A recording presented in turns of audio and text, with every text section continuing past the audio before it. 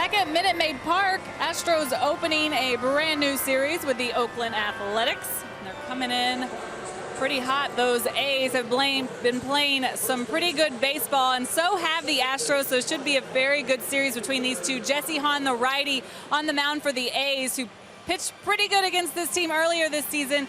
Jose Altuve in 6 at-bats has still not gotten that first hit off of Hahn. That could all change, though, in the first inning. He'll be the second hitter Hahn faces. Of course, George Springer leading off for the 11th straight game. 1-2 punch right there at the top of the lineup has been very good for the Houston Astros. It's our Toyota Tundra playing to win as we take a look at what these two guys have been doing. The damage combined, pretty incredible when you look back at the last 6 games for the Astros. They've gone 5-1 in those games. 25 hits combined for these two. They're hitting .455, 8 extra base hits. Springer with a 6-game hit streak within there. He got his first career walk-off. We saw that the other night. Now Altuve's got an 8-game hit streak going. This has been a very good 1-2 duo right there, and the Oakland A's know it coming in. Bob Melvin said before today's game, it doesn't matter where those two are hitting in the lineup. It's going to be the same dynamic. They're still really good. Pretty much the top 1, 2, 3 when you include Carlos Correa in the entire league. So great matchup between the Astros and the A's. Some division rivalry going on. Don't go anywhere. The boys in the booth will have you set up for first pitch. Doug Fister taking the mound. Stay right here on Root Sports.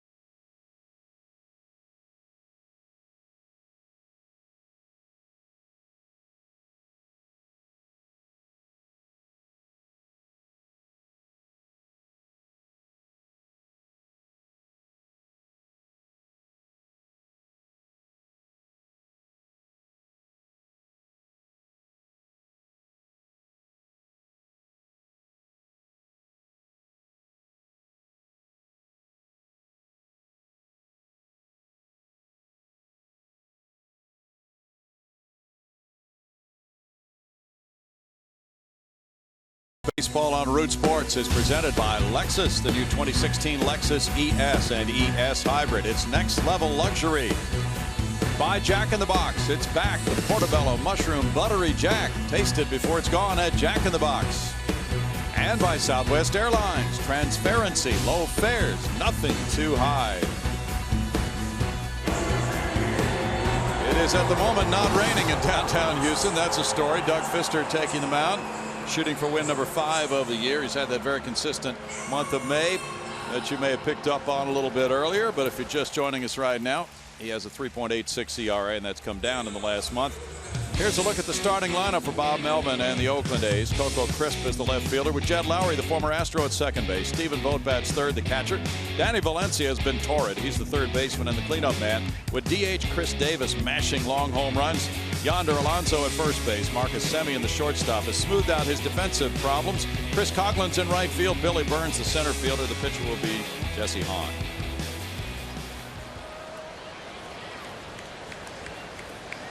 And now Crisp getting in against the big right-hander Fister, who's listed at 6'8".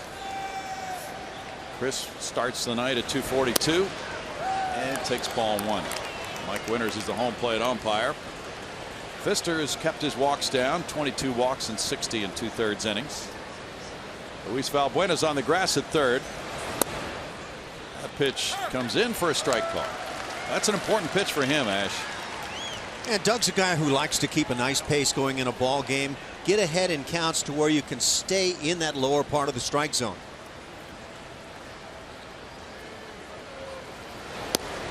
Crisp looks at another one away, and it's a 2-ball 1-strike count to Coco. He is 7 for 18 in his career against Pfister. Pfister is 6-6 against Oakland with a 3.40 ERA. That makes it 2-2. Nice usage of the changeup on the 2-1. He had Crisp out in front. The A's during their 5-game winning streak have been a robust club offensively, hitting .339 with 31 runs scored in the 5 wins. Now it's a full count on Crisp. Crisp has walked 13 times. His on-base average is .294. It's quite a challenge when you want to work inside, but it's hard, especially early in games, to get calls on that part of the plate. Crisp hits one foul. This Oakland club is 12th in runs scored in the American League with 218. Coming off a 5-1 homestand against Detroit and Minnesota, and now starting an 8-game road trip. Bob Melvin's club will move on to Milwaukee and Cincinnati after this 3-game weekend series. In the air, and here's the center fielder Jake Marisnick coming over. 1 out. Doug Pfister on the season. Brownie talked about some of the numbers, but 10 starts, and he's been pretty darn good. That ERA under the 4 mark at 3.86, 4-3 overall, and a decent whip to go along with things. Last 6 starts, that opponent's average against his fastball at 262, and you saw him try to get ahead with the count with the fastball, utilize the change to get back even. Now Jed Lowry with a .315 batting average, no homers, 18 runs batted in, brings another switch hitter. And it's upstairs, ball 1. Lowry, very good low ball hitter, looks at that one high. Lowry, with those good numbers, has a .355 on base average and 6 for 13 his last 3 games. That one's punched out of play, and it's 1-1. Lowry went 2 for 10 against the Astros in Oakland in April, and Oakland won 2 of 3 in that series. As the A's start this road trip, they're even against the American League West. 9 wins, 9 losses.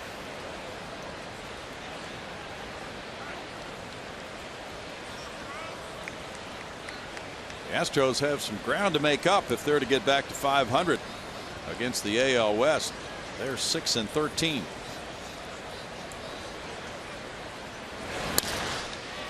Lowry puts this one out of play left field side. It's 1-2. No, you can talk American League West, and it is very important for the Astros overall.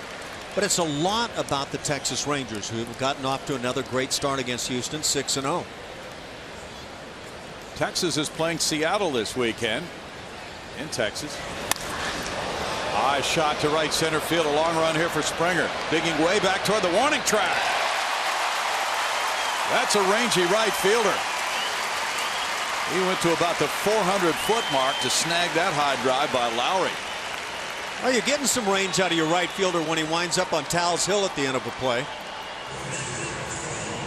And we talked about George Springer. Defensively, as good as they come out there, and maybe better than any of the others you can name. Take a look at the Mattress Firm slow-mo, and George can he can speed up a slow-mo anytime he wants. I mean, he's covering some ground. Now it's Stephen Vogt. Vogt takes, and there's strike 1 to the catcher with a .268 average, 4 homers, 14 runs batted in. Yeah, it's just pretty rare to see a right fielder make a catch there in that part of this ballpark. But now with this, the way the Astros are playing, Marisnick in left center, and that's the way they set up also for Vogt. Springer is starting well off the right field line. Nonetheless, he got a long run to make on that catch on Lowry. Now, if he's to make a catch on the right field line right about now you got a story. That one skims up the first base line, foul. So you've got all that space down the right field side, and Pfister works in with a cutter off that inside edge on a left-hand hitter that can turn it around pretty quickly. Could have been big trouble had it been fair and by the first baseman, Tyler White. Altuve's out in shallow right field. This one loops over him near the right field line, and that will be a hit. Now Vogt wants a double on it. Springer with the spin move will not be able to get him. And Vogt takes his hitting streak to 9 games. He now has 12 hits in his last 33 at bats. You know, I said on the previous pitch that Pfister came in with a cutter and it was pulled foul. This time went off speed. And when you're providing that much room down the right field line, that certainly is not pitching to your defense. And that breaking ball, the curveball, breaking down and in. So that really just left Vogt with very little option to do anything but hit it down the right field line. Danny Valencia has really had a surge at the plate. Valencia 346, 8 homers, 21 runs batted in. He's a .432 lifetime hitter at Minute Maid Park. That one crowds him. And it's ball 1 to Valencia. Valencia on a 5-game hitting streak has gone 12 for 18. Very dangerous hitter right now.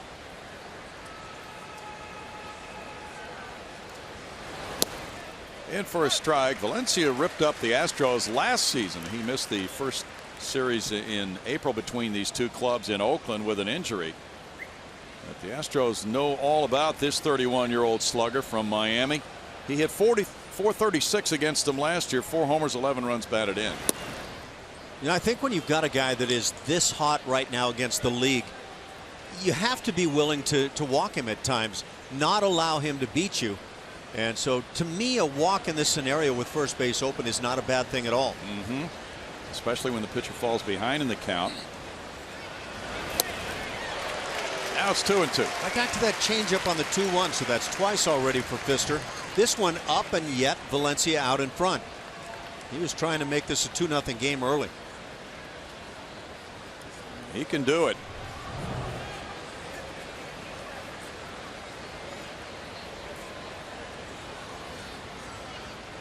Risnick shading more toward right center now. And the pitch is tapped foul. Since Valencia came back from his strained left hamstring off the disabled list, he's hit .378, 8 homers, 19 runs batted in 22 games. He's been back from the DL since May 6th. He's a .410 career hitter against Houston.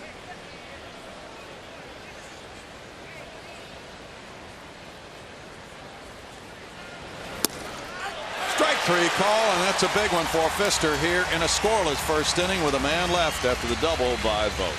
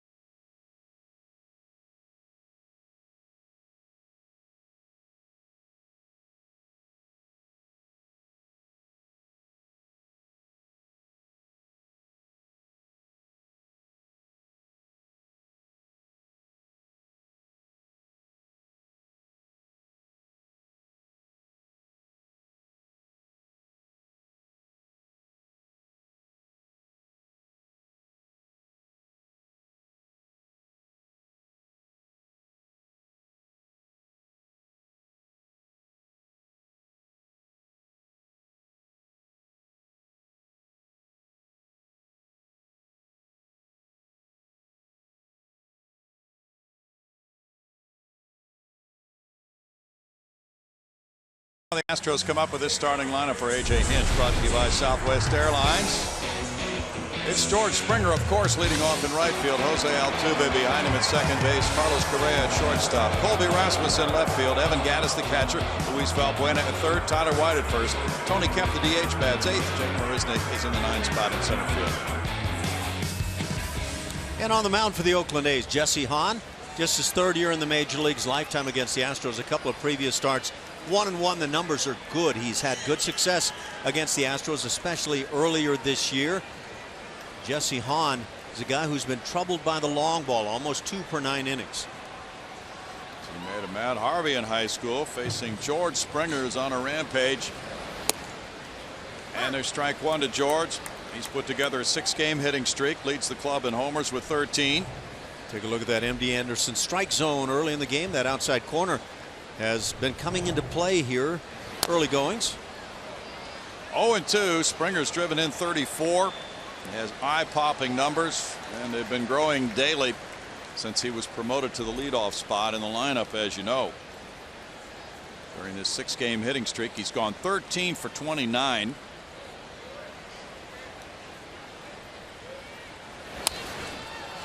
Fouls it back. In 10 games since he was moved to the leadoff spot May 24th against Baltimore, he's hit .432, 4 homers, 9 runs batted in, and an OPS of .1285.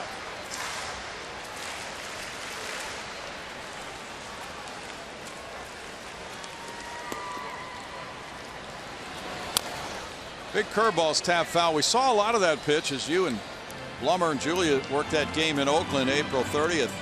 Ash, and Hahn was devastating against the Astros that day. Yeah, that pitcher talking about the curveball over the top. Big bender. We just saw a couple of nights ago George Springer take one of those out of the yard to win the game late. Yeah, he clipped Mr. Clippard for that game winner in extra innings.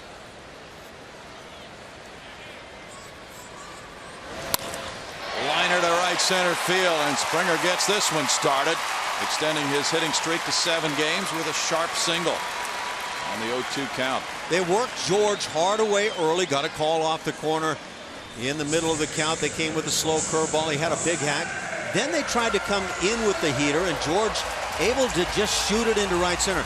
Really pretty hitting, and it's what George has been putting together lately to have those numbers rise as they have. He's aboard for Jose Altuve. Altuve's on an 8-game hitting streak, 14 for 33 over that stretch. This is a potent 1-2 combination for the Astros. Springer draws the throw. Altuve with a .329 average has gone deep 9 times. He's driven in 31 runs. On base average .405. Double play depth for Semien and Lowry. Third baseman in tight, Valencia. And Altuve looks at a ball. In that 2-0 win for Hahn against the Astros, he had just been promoted from AAA. That was his first start for Oakland on April 30th. He went 6 2/3, giving up 3 hits, no runs. He was drafted by Tampa Bay in the 6th round in 2010. And for a strike to Altuve, and it's 1-1. There's that outside edge again, and this one finds the plate. Up and away, actually, a pitch that Jose's quite adept at handling.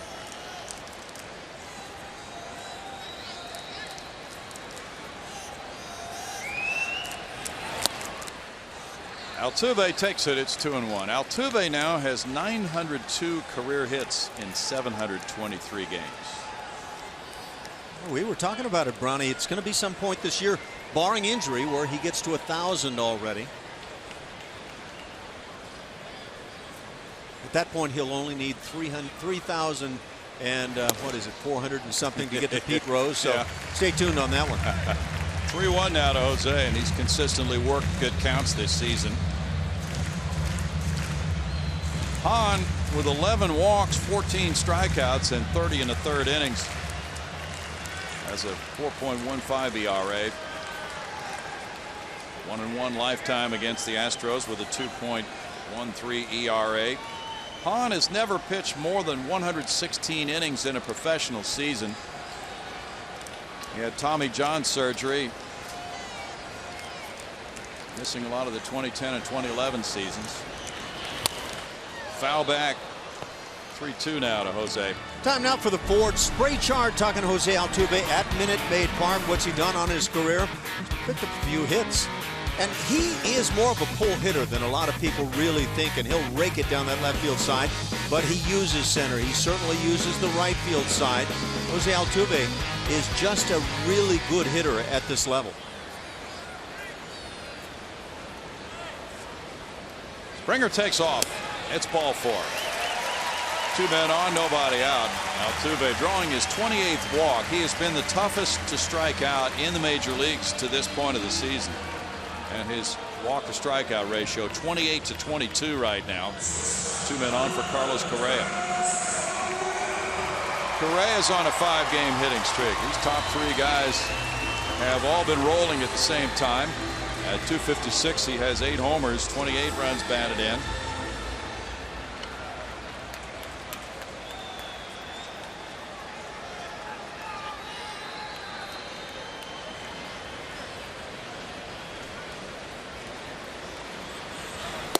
Correa takes it, and Vogt was able to reach down and snag that one. Ball 1. He goes immediately out to talk with Hahn.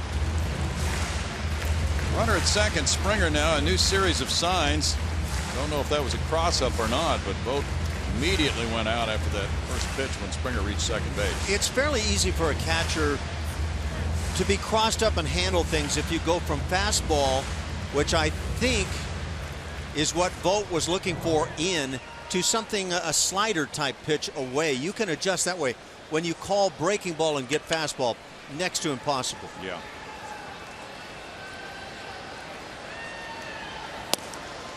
That's in for a strike, and it's 1-1 to Correa. One thing we're learning early is there are probably 4 to 6 inches available off the outside edge. This one finds the plate. Correa's hitting .288 with men in scoring position.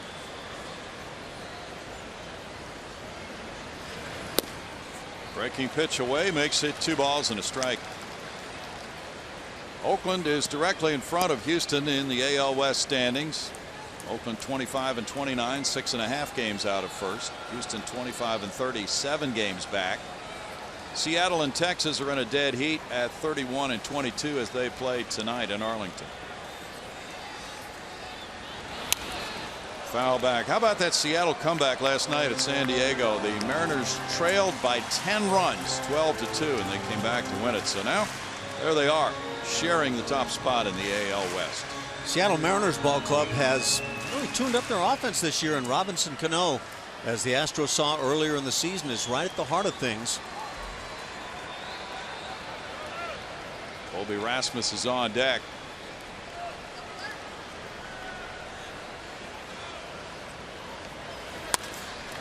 Tap to third. Valencia will come over. It's a foul ball. And still 2-2 on Correa. It's a mighty tough pitch to deal with right there, not in the strike zone. The previous pitch was one Carlos Correa is going to have dreams about trying to get again with men in scoring position.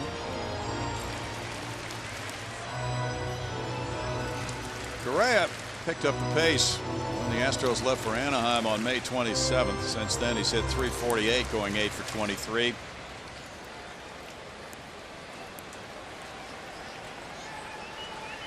Rich Hill, the pitcher of the month in May in the American League, was to have started tomorrow, and there's been a change now, and Kendall Graveman will start tomorrow for Oakland. Struck him out. 1 out. Off speed, a hanger, and Hahn gets away with it. I was talking about that pitch a few back, but that hanging curveball right there was just begging to get abused.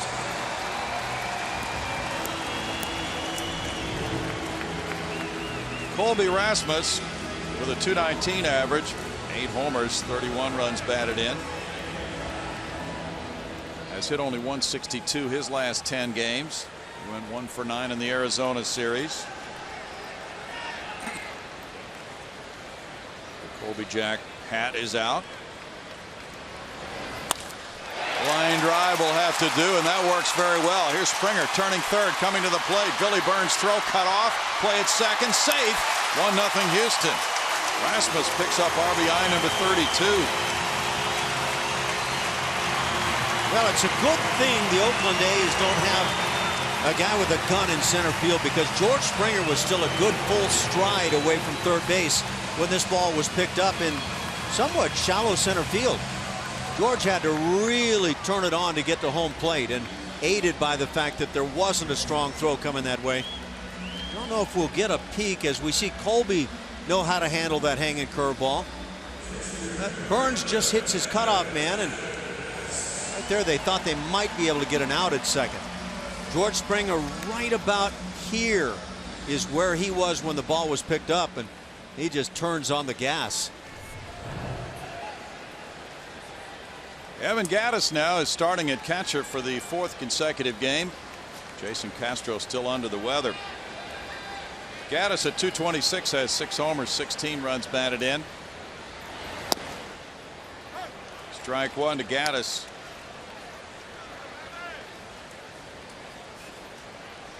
Gattis, as a catcher, has made 6 starts. He's hit .269 with 2 doubles, 3 homers, and 6 runs batted in those 6 starts.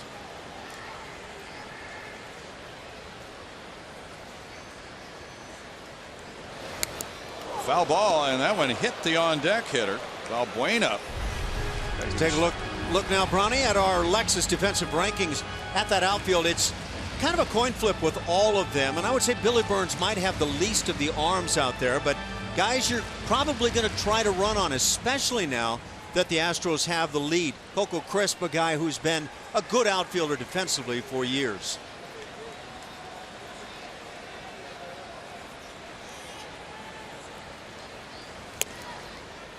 One and 2. Valbuena was hit by that foul ball by Gattis. Stay loose in the on-deck circle. Left hand or wrist is bothering him from that. Need to use that knob effectively. The Arizona Diamondbacks were good at it. Yeah, they were good at it. Runners take off. The pitch gets by both, and that will allow them to move up to second and third. They were both running on the pitch, so they should be credited with stolen bases and not a wild pitch.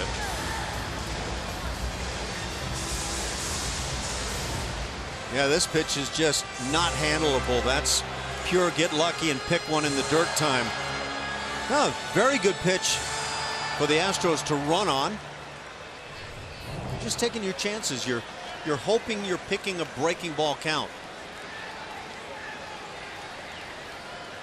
For Altuve, that was steal number 16 for Rasmus number 3.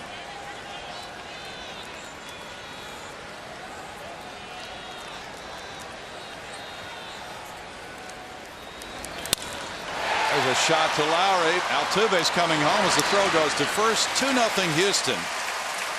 Gattis getting his 17th run batted in. Nice job by Evan. And down at third base, you're a base runner, either one of the base runners for that matter. You're taught to freeze on a line drive. So what does Evan Gattis do? He hits a line drive in the infield that lands in front of the second baseman, but you have to make a read on that ball.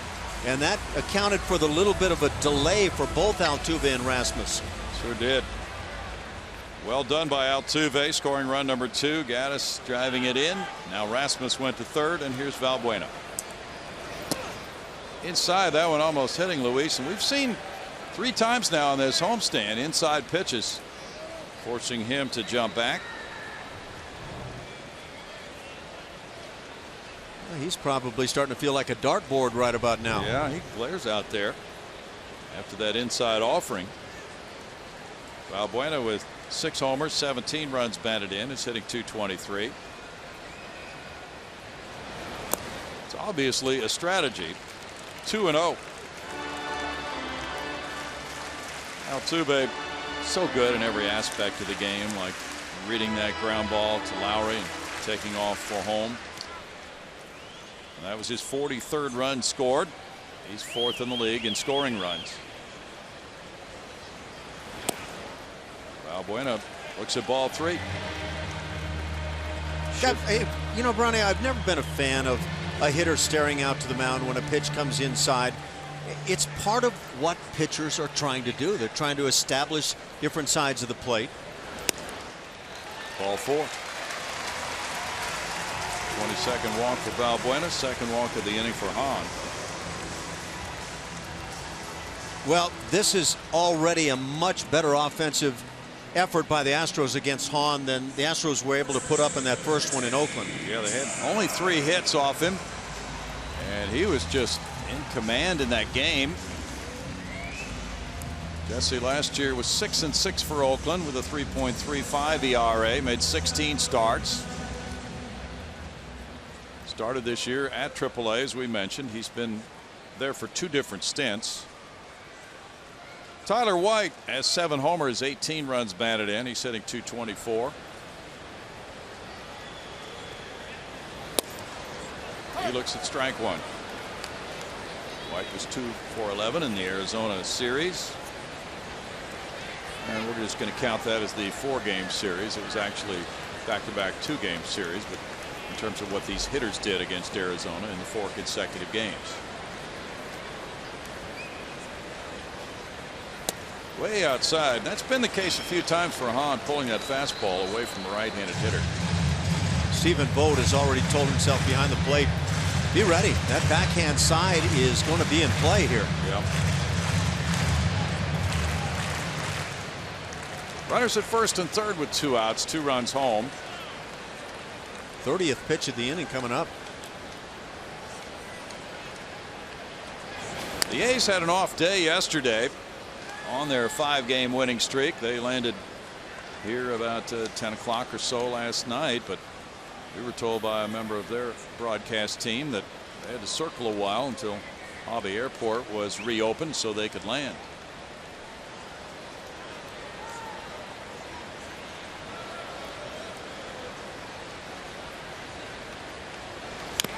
White fouls it off his foot, limps out of there. You can debate forever the impact of off days on ball clubs, but I think when you're on a 5-game winning streak, you don't want a day off. As you watch Tyler White go after that high pitch and just abuse himself. Back foot, front Achilles. Bones, tendons, ligaments, it's always something, isn't it? Yeah, you gotta play fairly with your entire body.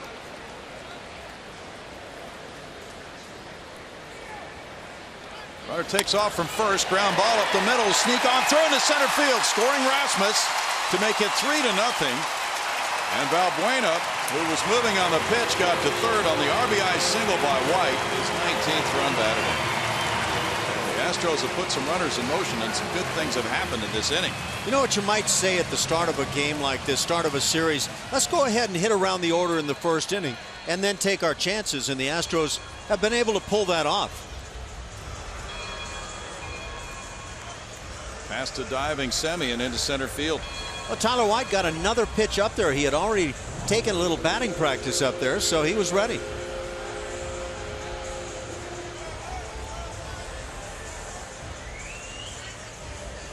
Well, the Astros, who were blanked yesterday on 5 hits, all singles by Zach Greinke, now have a 3-0 lead and looking for more with Tony Kemp. Tony brings a .214 average into this game with 1 RBI. He's DHing tonight. Very engaging young man from Vanderbilt. Fly ball out to right field. Way back, Coghlan. And right in front of the bullpen, he fails to hang on to it. It bounces off the wall. Valbuena's home. White is home. And into third base, Tony Kemp to make it 5-0. Coghlan had his glove on it. It popped out of the glove, and then it rolled along that ledge on the bullpen wall.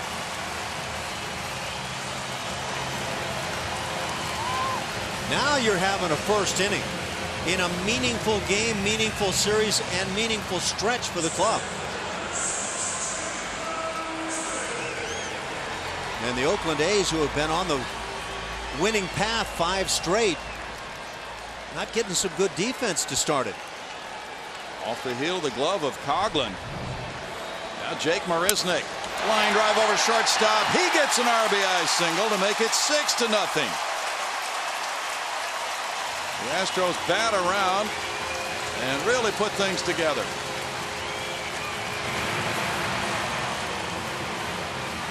What's the makeup of a big inning?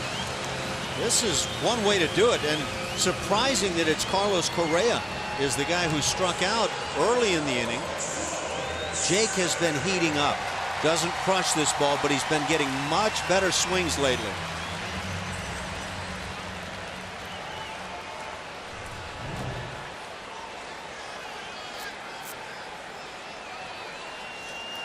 Now it's George Springer batting for the second time in the first inning. He singled on an 0-2 count to right center. Marisnick takes off. Here's Vogt bouncing the throw to Lowry, and there's a stolen base. Marisnick's 3 for 3 in steals this year. You know, if you get him on base at a nice rate, he's going to successfully steal some bags. He's got great instincts, speed to match, and he's an aggressive player.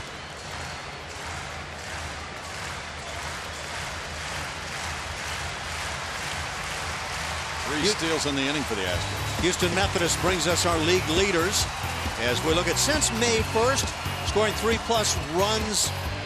Houston Astros right there at the top of the heap, and a 17-3 mark when they've done so.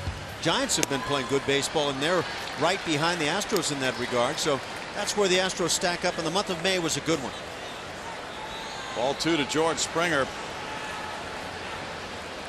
Tony Kemp's 2-run triple earlier was his second triple as a major leaguer. Astros doing a lot of running in this inning. And runners in motion on that pitch that eluded the catcher Vogt. That was a double steal. It's Marisnick stolen base, their third steal of the inning. Then all the running on the triple by Kemp. They've been racing around the bases. Springer puts it in the air, foul, and out of play.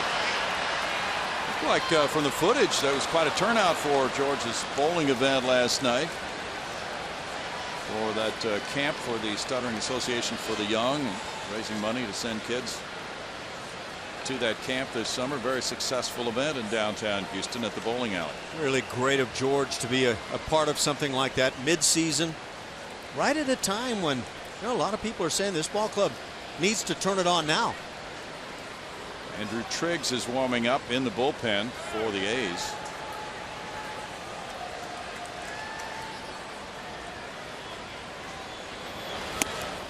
Springer with a big cut, falls down on a knee, and it's 2-2.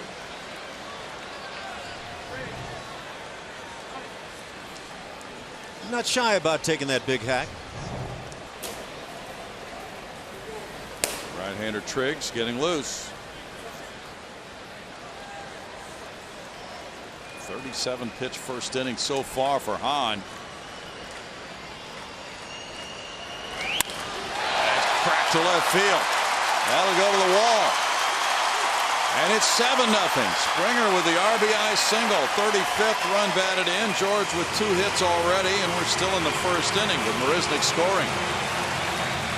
Leads to the question, has anybody, silly question, it's going to just be comical, but how close has anybody ever gotten to the cycle in the first inning?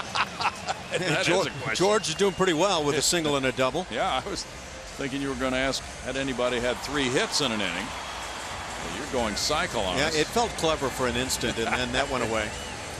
Well hit ball, and he's banged out 2 line drives already in this game. Springer now has 66 hits. He's in the top 10 in the American League. Bob Melvin is coming out.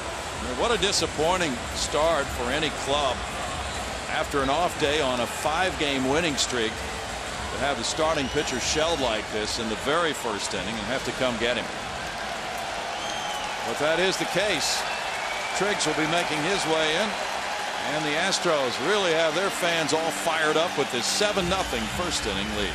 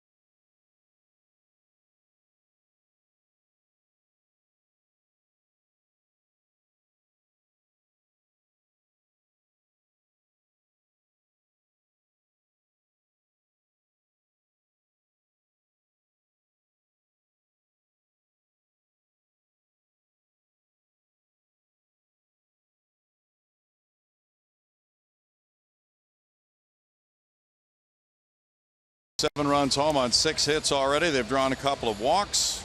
That's prompted a pitching change, and Andrew Triggs is in the game. 6'4" righty, weighs in at about 220. And now in his first year in the major league, so rookie status. He's allowed 17 hits in 14 innings. A couple of those hits have been home runs. Doesn't walk many, and he'll pick up his strikeouts. George Springer, the first Astro with 2 hits in an inning since Jose Altuve in April of 2013. Altuve looks at ball 1 from Triggs. 7 runs on 6 hits. 2/3 of an inning for Hahn. There's another line drive. Altuve hits the hit column. Springer to second base. Altuve takes his hitting streak to 9 games. All right, we need to know who threw batting practice today. Let's keep that order going. Boy, just pretty swings, one after another.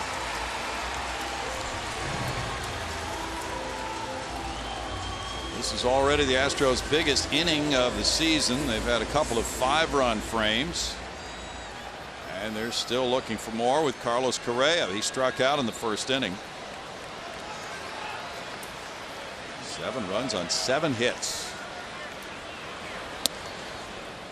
That's a pretty good final figure for a game. That'll win you most games in the major leagues. 7 runs. Strike 1 to Correa.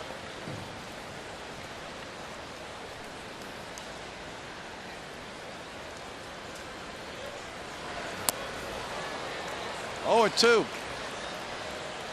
Andrew Triggs was born in Nashville. He went to Southern Cal. Kansas City drafted him in the 19th round in 2012. Traded him to Baltimore, and Oakland claimed him on waivers this March. Last year he pitched at AA Bowie, where he was the closer. And that breaking pitch gets him a strikeout. The Astros send 12 men to the plate in that first inning, score 7 runs on 7 hits, and lead it 7-0.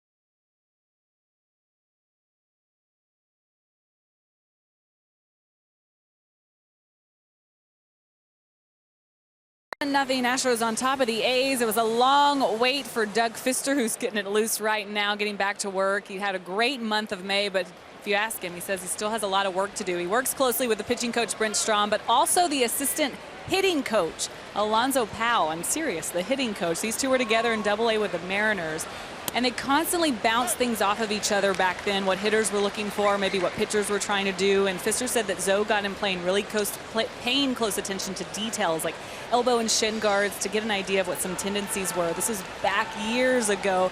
They've continued that relationship back together again here, and he said he was big in the importance of 21 outs for a starting pitcher, Browning.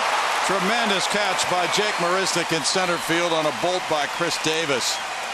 Marisnick with no wasted step went right to that spot at the base of Towles Hill to snag it off the bat of Davis. And also with very little, if any, angle on this play. That means coming right over the shoulders, the back.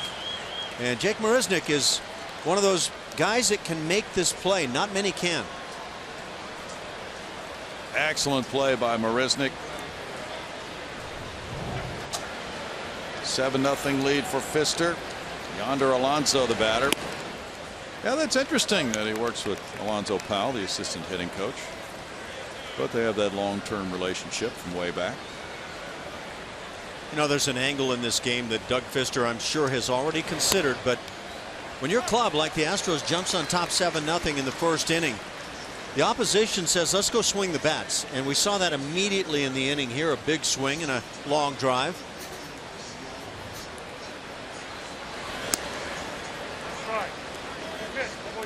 June 12, 2015 against Seattle, the Astros had an 8-run inning. This 7-run frame, the biggest one since then. So almost a year since the Astros have had an inning that productive.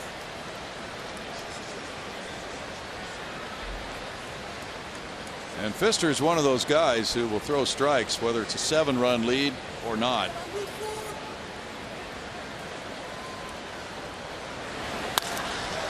That's out toward right center field. Landing in for extra bases for Alonso. It rolls all the way to the wall. Marisnick picks it up and gets it back in on a double by Alonso. 9th double of the year. The Astros had shaded Jake Marisnick toward left center a bit, and that left that gap just slightly toward right center field. Alonso took perfect advantage.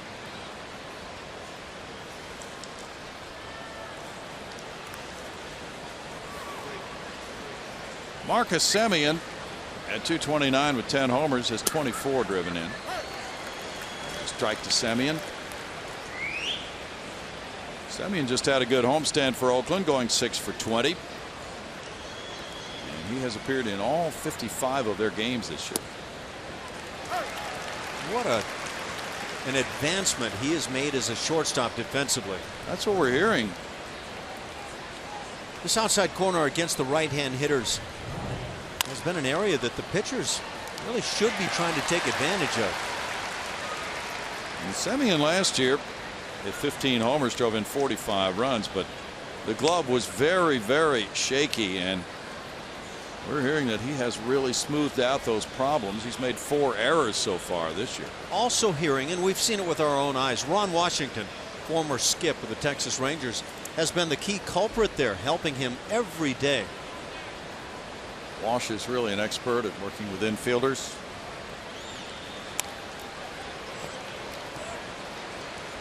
Still no balls, 2 strikes. That could be a very important development for the A's, because a shortstop who makes as many errors as Semien did last year is a real liability. And a lot of clubs just instantly give up, say, well, he's not a shortstop. But what the A's instead have done is said, we like this guy overall. Now let's find out if we can turn him into a legit shortstop. Patience is often required.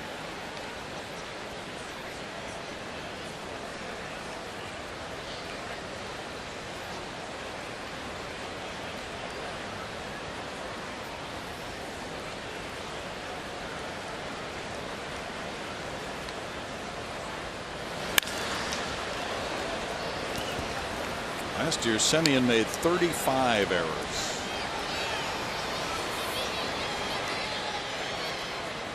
That's enough to prove that you're not naturally gifted at that position, I would say. A lot of those were throwing errors. Started the bat there, but he checked his swing. What he has is some surprising power for a guy who's a bit slight in the build.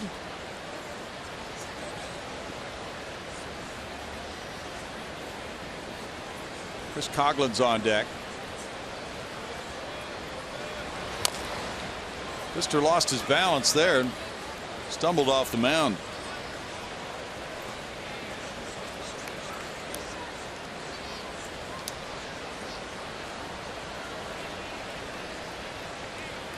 This is the opener of a 3-game series. Tomorrow, a 3:10 start on Colby Rasmus bobblehead day. To the first 10,000 fans. That's tapped foul, so they'll be here early, lined up to get those bobbleheads, and then the 3:10 ball game will follow. And we mentioned there's been a change for the Athletics. Rich Hill was supposed to have started, but he's been pulled from that game, and Kendall Graveman, who was listed as the Sunday starter, will oppose Colin McHugh tomorrow at 3:10. Up the right field line and out of play. And then Sunday at 1:10, Lance McCullers takes the ball for Houston, and the Oakland starter right now is to be announced. That could be Rich Hill.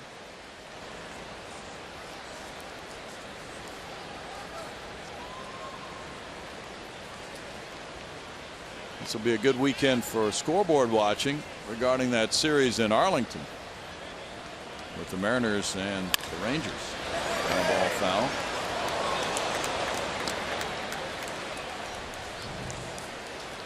There's that foul ball down the right field side, a couple of pitches back, and sign him up. Multitasking.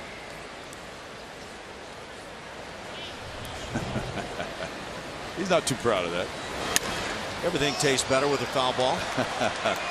By the way, the Rangers are leading the Mariners currently 3-1. They're in the top of the 3rd inning, and Yu Darvish is on the mound for Texas. And with the Astros headed for Arlington for a 4-game set starting Monday night, they will be facing Darvish in one of those. They'll face Cole Hamels in one of those games, and that'll be the 3rd series between the two this year. The Rangers 6-0 against the Astros. Those games are going to be really interesting at this point of the season, just past the 1/3 mark. The Astros really would love to turn around what has been happening with them against the Texas Rangers. Not only the 0-6 this year, but this has been going on for a while now. But they have to pay attention, obviously, to this series first. It's not only frustrating for Doug Fister to see foul ball after foul ball, but really for everybody on the club. A.J. Hinch just kind of scratching his head. What do you do to finally get him out, or should you just move him to the bases? Wear out your starter before you know it. Yeah, 3-2 now as they watch from deep in center field. Taijuan Walker started for Seattle at Texas today. Adrian Beltre conked his 10th home run of the year off Walker. That bouncer goes foul over Ron Washington. Yeah, Wash has an extreme third base coaching position. He is about as far from the third base line as you will see a third base coach. I'm trying to think of what the most pitches I would have ever seen in a ball game to one hitter was in one at bat. 16, 17 was coming up, but apparently nobody wanted to see that. Were you with us for that series in the Astros in Cleveland when Ricky Gutierrez had about a 22 pitch at bat? Yeah, and I couldn't have told you the number of pitches. It was one of these, kind of ridiculous at bats. Sorry, Ricky. That was against Bartolo Colon. Foul ball, and at that point Colon was really throwing hard. And Ricky just kept fouling back those high fastballs. He wasn't hitting home runs at that stage of his career, was he? No, he was not. Talking about Bartolo. Now he's become a power hitter, and he's backed off on the heater. What would you have given for odds that Bartolo Colon would still be pitching? Ground ball to third. Valbuena throws over to first to a stretching right. And finally, Fister gets Semien. Yeah. 2 outs. Yeah, probably odds that were a little better than the odds that he would hit a home run at this stage of his career. That was an 18 pitch at bat for Marcus Semien. So that'll take the cake for this year and probably way on back, right? 18 pitches. Let's hope so, when you're talking about opposing hitters anyway. Chris Coghlan comes up. Coghlan looks at strike one. He's at 157 with 5 homers, 12 runs batted in. Keep in mind, a good inning is 15 pitches, so he just ruined that inning. Sure did. Coghlan was the Rookie of the Year with Florida in '09. Coming up as a second baseman. He hit .321 that year. Fouls that one back.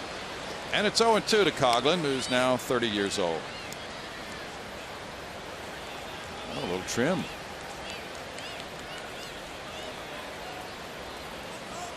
Take a little off the back.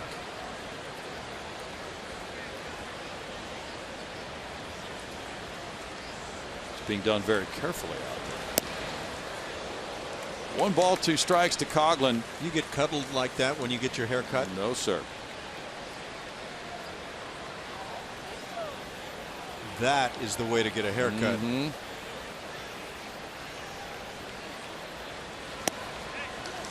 The appeal went to third base, and Marty Foster with the safe sign indicates Coghlan checked his swing. It's 2-2.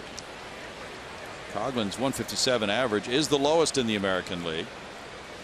Second lowest in the majors. Ryan Howard of the Phillies is hitting .153. But it's a strong 153. Boy, let's hope. Struck him out. Strikeout number 2 for Pfister. No runs a hit and a man left. 7-0 Houston.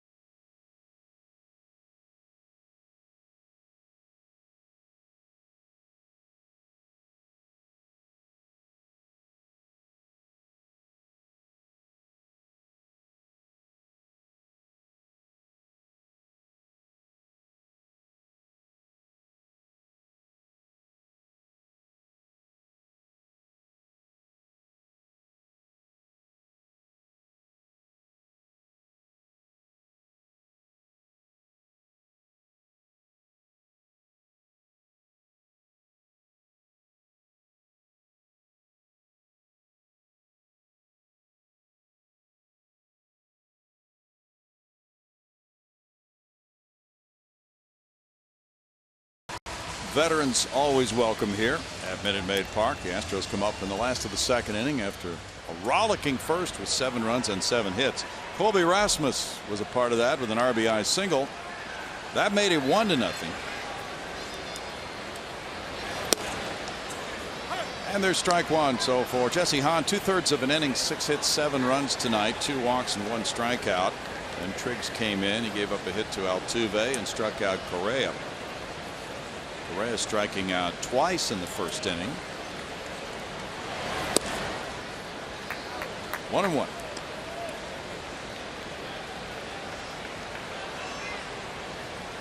Astros have won 8 of their last 10. They've made a march toward 500. They're 5 games under right now. As is Oakland. Foul back, 1-2. So a win tonight would put the Astros, however temporarily, at least into 3rd place by a half game. Got 2 teams playing pretty well, though. Seattle, who you talked about the big comeback last night, and the Texas Rangers.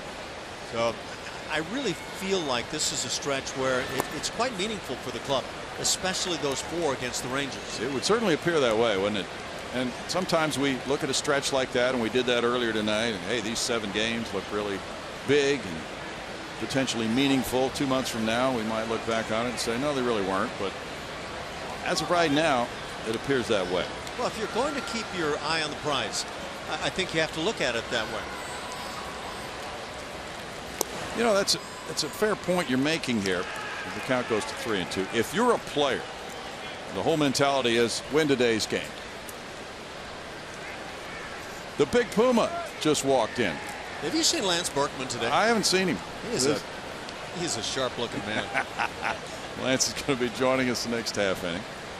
We'll talk to Lance about this too. But if you're a player, you know, you're trying to win each game. You're not thinking right now, if you're an Astro, about the Texas Rangers series, right? You're not. You're not.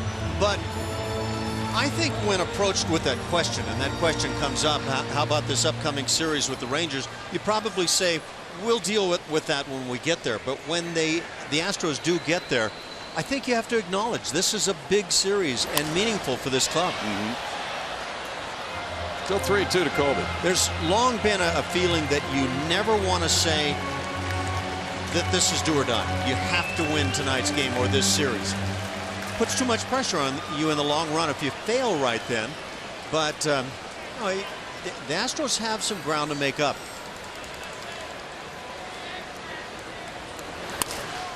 Well, after that 17-12 month of May, at least they're 7 games out coming into play tonight, so they are not buried. They have really maintained a position that will allow them to move up. Otherwise, you know, these teams that are 14, 15 games out right now are looking at potentially a very long summer.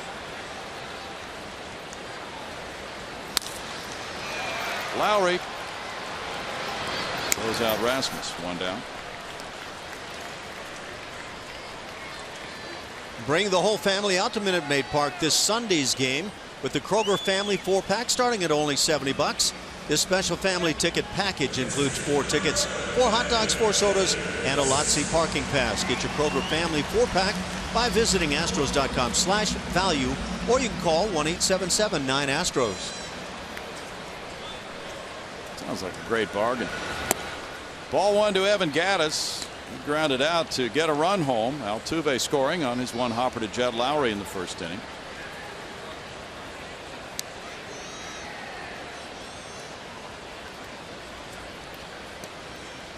Nice Friday night crowd. Fireworks on Fridays, weather permitting, and don't we always say that these days in Houston, Texas? It's been a rough stretch. Pretty valid. You know, Brownie, back to the point we were just talking about with the Texas Rangers. There's been a lot of talk, and we've been a part of it, about what the Rangers did last year. They wound up the year winning the division, 14 games over 500. At one point in the year, they fell to 8 games under 500, which is worse than where the Astros are right now. But here's the difference. The Rangers did that in early May. By the end of the month of May, they had gotten back to 500. Or close to it. And so that's where the Astros are right now. And after a win tonight, if they can pick one up, they're 4 games under 500, as you say. So you start to get in that striking position again. And I think clearly that's got to be a goal for the club. Yes. Well, they have so many games against their divisional foes. A shot into left field. Gattis really got to that low pitch. Pitch down and in. He got the barrel down quickly for a 1-out single. We saw Evan take a low pitch and hit a big home run a few nights ago. He gets down there and lays that barrel right to it. His value, as he's shown that he can catch in winning games and swing the bat. It's going skyward pretty considerably. Sure is. Sure is. Luis Valbuena walked and scored in the first inning.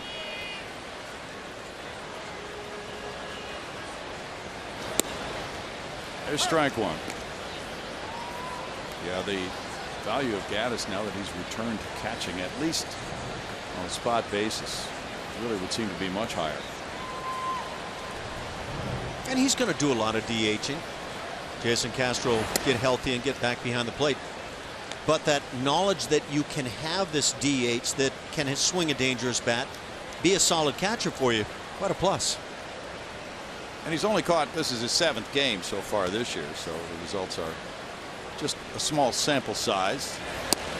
But nonetheless, he's hit very well as the catcher. If he would continue to hit reasonably well, That really speaks to his value going up. One of the things that holds some guys back from being able to be considered as a viable catcher is inability to throw. But I think what Evan Gattis has done is the opposite. He's shown that he can throw from back there. Certainly has. He's thrown out 5 of 10 so far, 4 in a row.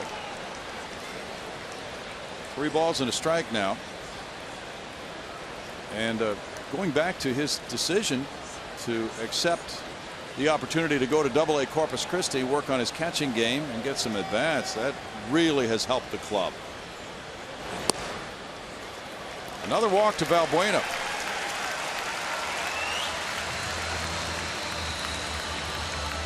Third walk for Oakland pitching, the first for Triggs.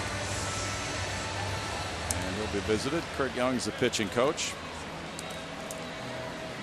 You know, when you think about that, and Gattis wanted to do more than DH. He wanted to be a part of things and play whatever position it might have been, outfield, first base. But the Astros really had a need for catching. Now, not only has he shown the catching skills, but he's hit. But what do you think about his defensive show that he's put on so far? I think to this point he has shown that he can throw, that he can catch a winning game. He calls it a fine game, and that pitchers seem to have confidence in him. I think there are moments where the receiving game can be a little bit better. Consistency with the blocking as well. But he's right there. I mean, he's close. Tyler White looks at strike one. Well, would there be any rust on him after not catching it all last year? There should be. But you know what? He's not a talker. He's one of those guys that just goes out and he'll give you the top-notch effort. And the effort we've seen has been quality, I would say.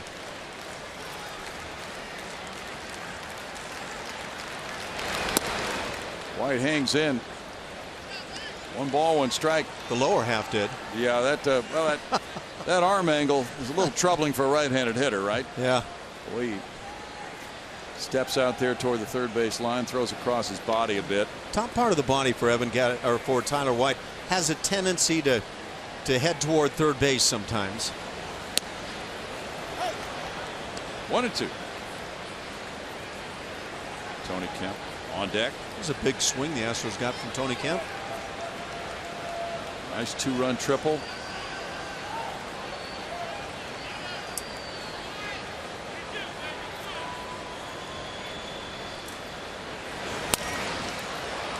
Lazy foul fly, heads for the seats. Still a 1-2 count. These innings are not exactly gliding by right now. Astros hitters like these long half innings when they're putting up 7 runs. And now 2:45 with runners in scoring position after a 5-for-8 beginning to the night. That's come up 7 points during this game already. That's out toward left center field. A long run here for Crisp. Crisp is there for the catch, and the runners scurry back to first and second on out number 2. Now, Tony Kemp, before the game, we were talking about his time in the minor leagues when he was drafted after Vanderbilt. Jose Altuve was established as the second baseman. And I asked him, what did you think about that? He said, I didn't think about it. I was just playing on my teams. He said, I've been lucky enough to win 4 rings in the minor leagues. And I was just trying to help each of those teams win a championship. And I did not think about Jose Altuve playing second base on the big league club. You know, I think that's very smart. What I have always heard people say is go do your business and do it well. And if you do, they'll find some way to utilize you. Tony Kemp is not a second baseman right now, and we don't anticipate that's going to happen anytime soon. So he's finding a way. You know, to his credit, he's made the move to the outfield. He's never dwelled on what was in front of him, blocking him at the big league level. Near the left field line, Crisp coming over, and that's a foul ball. 0-2 now to Tony Kemp. You know, it's not easy to be that size, or Jose Altuve's size, and even get anybody to look at you to be a major league prospect. You've got to be really good. You've got to clear a lot of hurdles. And I think one of the biggest hurdles for Jose Altuve in particular was just getting the scout to say, yeah, let's take a shot on this guy. Once he goes and plays, then his abilities they'll shine above the others. Kemp strikes out. That ends the second inning for the Astros. No runs, a hit, 2-man left. Lance Berkman will join us in just a moment. 7-0 Astros.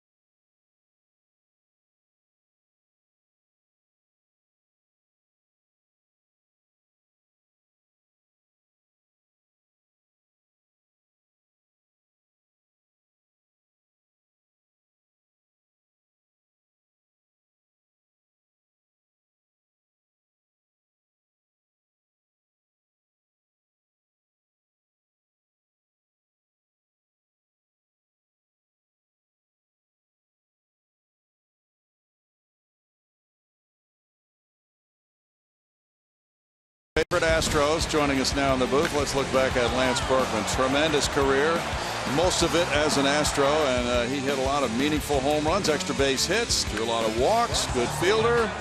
We had many, many big moments with Lance Berkman in the batter's box for the Astros.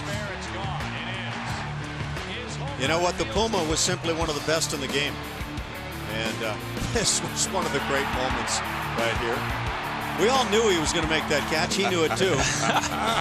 Yeah, that's right. I had it all the way. Lance, good to see you again. We don't see you enough. Well, I appreciate it. Thanks for having me up. It's good to be here. You've been very busy winning a championship, TAP's 4A championship for Second Baptist. Tell us about that experience. Well, it's great. I mean, the kids, they played excellent at the right time, and we got it done. So I was excited for them. They worked hard all year. They endured me and all my shenanigans, so they deserve the championship. Did you use every motivational tool you could think of?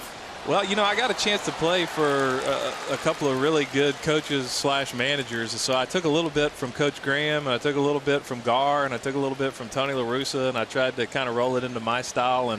And so, yeah, I mean, that's one thing about coaching. You got to be flexible. You got to try to figure out how to reach each kid on your team, and you can't do it all the same way. Some kids need to be patted on the back, and some kids need to be kicked in the rear, and you got to know when to do what to who. All I could think of is, did you drop the Wayne Graham in the right spots for the kids? Absolutely. One of the first scrimmages of the year, we played terrible, and I fired a clipboard right next to one kid's head, and I got their attention, and so didn't have to do too much of that, though. It's a good group of kids.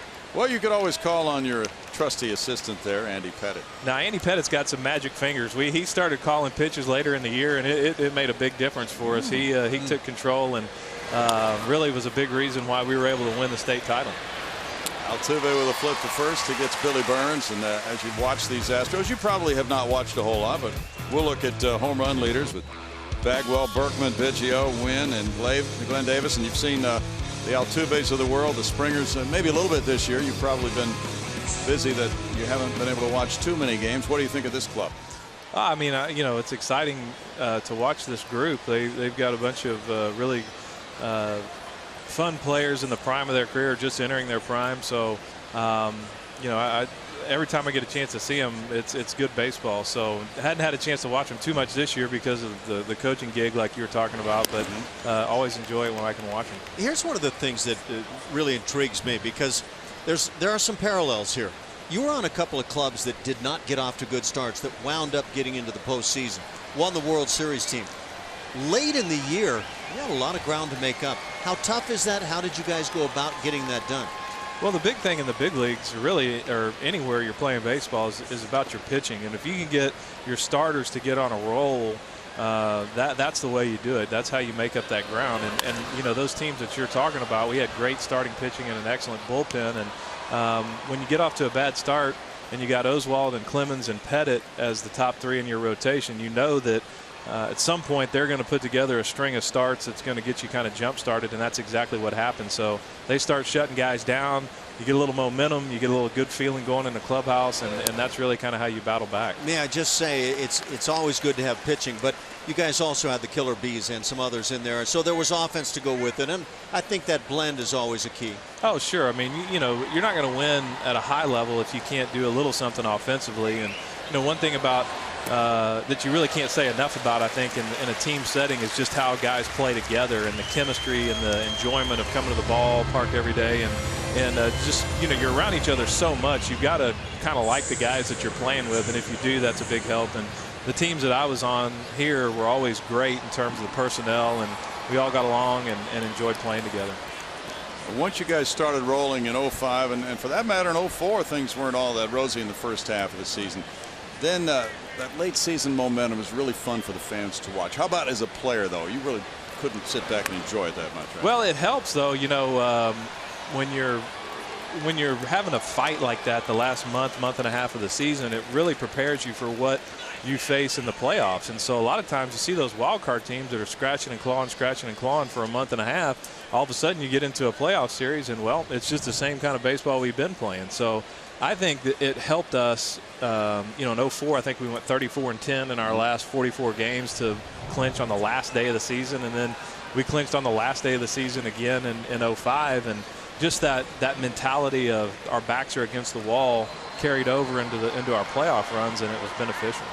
Sure was. Lowry bunted for a hit. Now Stephen Vogt with a strike. And today's game, where do you stand on the bat flips and things of that nature? Well, you know me, I'm a little bit more subdued, and I don't like all the demonstrative things. You know, maybe it's old school or whatever, but when I was growing up, my dad was like, look, if you hit a home run, act like you've done it before. And if you've hit, you know, now you see guys celebrating singles. And I just, you know, I mean, maybe the pitching is so good now that when you get a single, it's cause for celebration. But, you know. Good grief, you laid the bat down left-handed. Yeah. I mean, yeah, I just think about like Jeff Bagwell. And, I mean, he was almost disdainful if he got just a single. You know, that was just no big deal. But, you know, embarrassed coming back to the dugout. Exactly. But now it's just, you know, I don't know. I don't like to see it, but I can't do anything about it. Lance, congratulations on your championship and to your team as well. Thanks. I appreciate it. Thanks, Browning. Thanks, You're the Ash. best. You're the best. Don't be a stranger. All right. Thank you, guys. 7-0 Astros.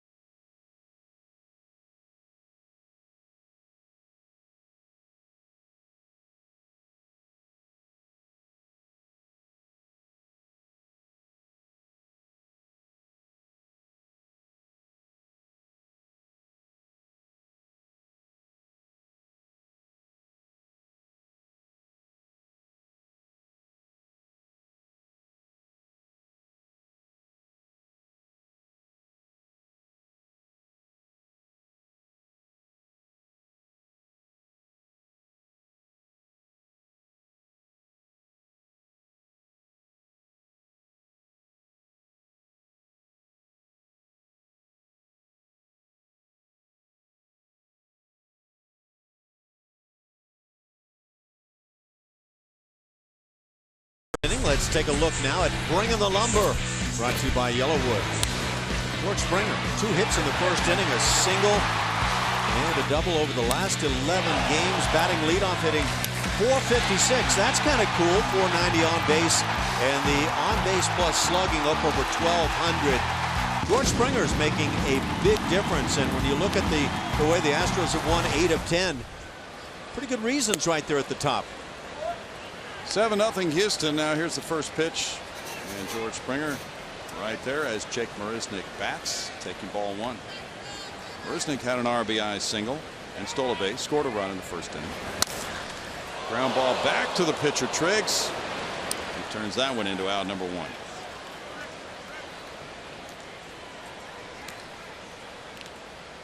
But Jake hit it squarely.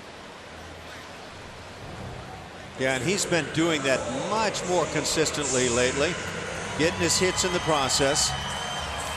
We've already seen the defense tonight that he can bring in center field.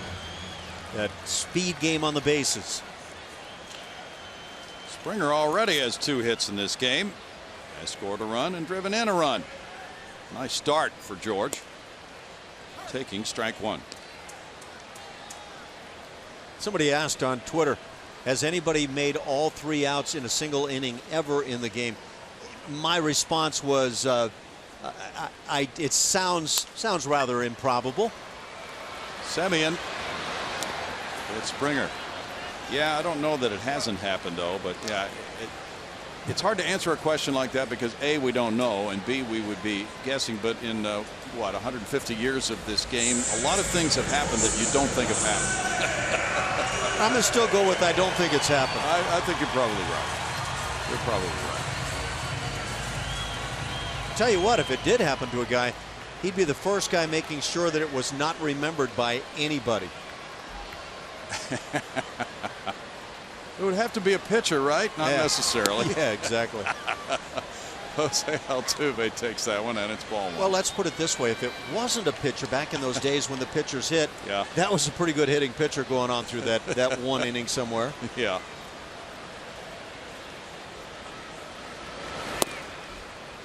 Now, can you imagine if there were a guy who had made all 3 outs in 1 inning and he had struck out in all 3 of those at bats, with his team scoring however many runs it would have been required to score to bat around 3 times?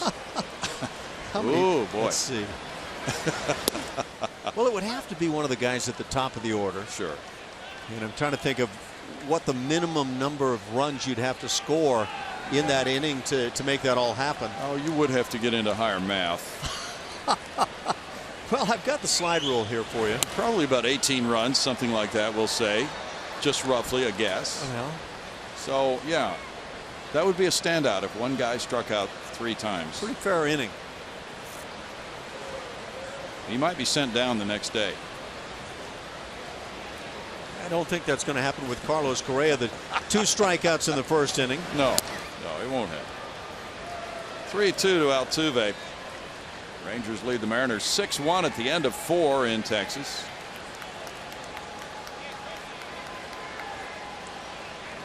That Mariners club is probably exhausted from that tremendous offensive game last night in San Diego, and then it traveled. 9-run inning, huh? That's a tough front door slider. Altuve caught looking, and now we go to the 4th inning. The score 7-0.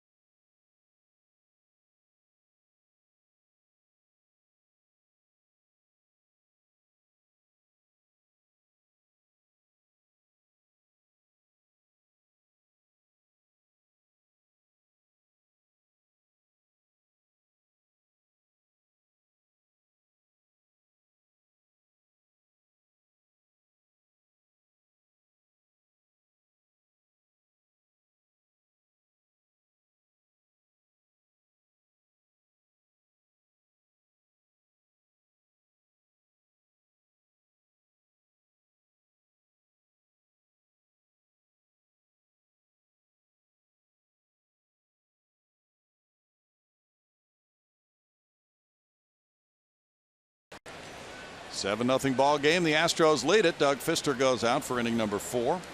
With the Astros getting 7 runs in the first. 12 batters went to the plate. That gave Fister an early cushion. Danny Valencia hit by the pitch now as the 4th inning gets underway. Looking down at his right wrist area. Valencia struck out looking in the 1st inning. You can rest assured that was not intentional. Right forearm area.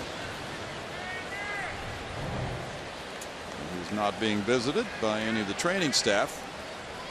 Valencia aboard for Chris Davis. Davis hit a deep drive and it was caught by Jake Marisnick at the base of Towles Hill. Strike 1. This is a very athletic Astros outfield. Pun intended with Oakland in town. But no, you just consider the coverage the Astros have with these 3 guys who have all played a lot of center field, and Marisnick showed that off. Springer showed it off with his range into the warning track area at the base of Towles Hill on the right center field side of the hill. So they have really taken away a lot of extra base hits this year. You know, we often show that catch of Lance Berkman on Towles Hill. What I thought at the time, and I've thought many times since, is what about the range factor that enabled Lance to get to that point and make the play he made? Right. I mean, I thought he was really underrated at that time in terms of his reaction ability and his speed.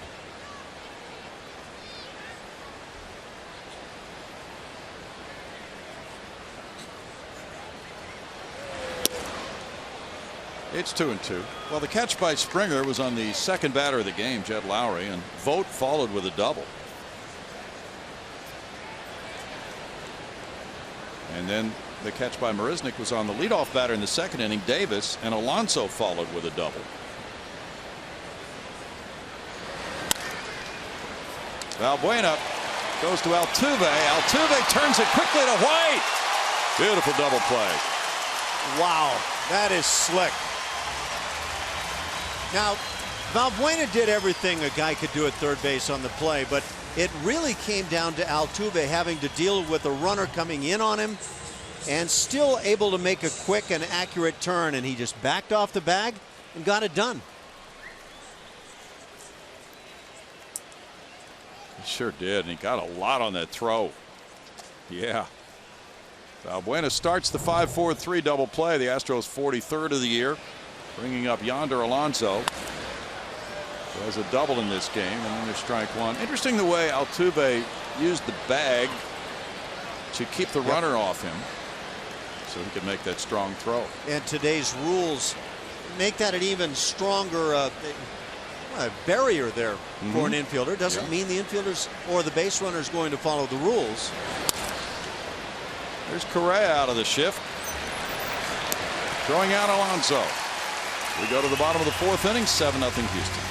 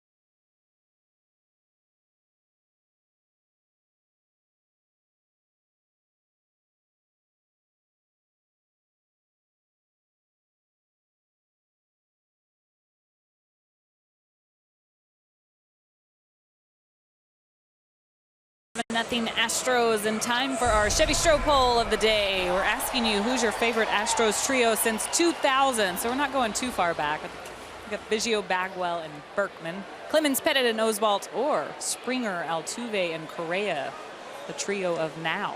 Vote at Root Sports SW on Twitter. We'll tell you who wins later. Thanks, Julia. 7-0 game. Andrew Triggs in relief of Jesse Hahn throws, and Carlos Correa takes ball 1. Yeah, quite an era.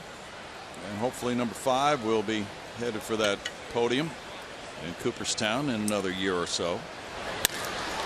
Rock to center field, a deep drive. Burns way back up on Towles Hill. That one is on top of the hill. It sits right on top of it. Correa heads for third base, and he has a stand-up triple. Second triple of the year for Carlos Correa.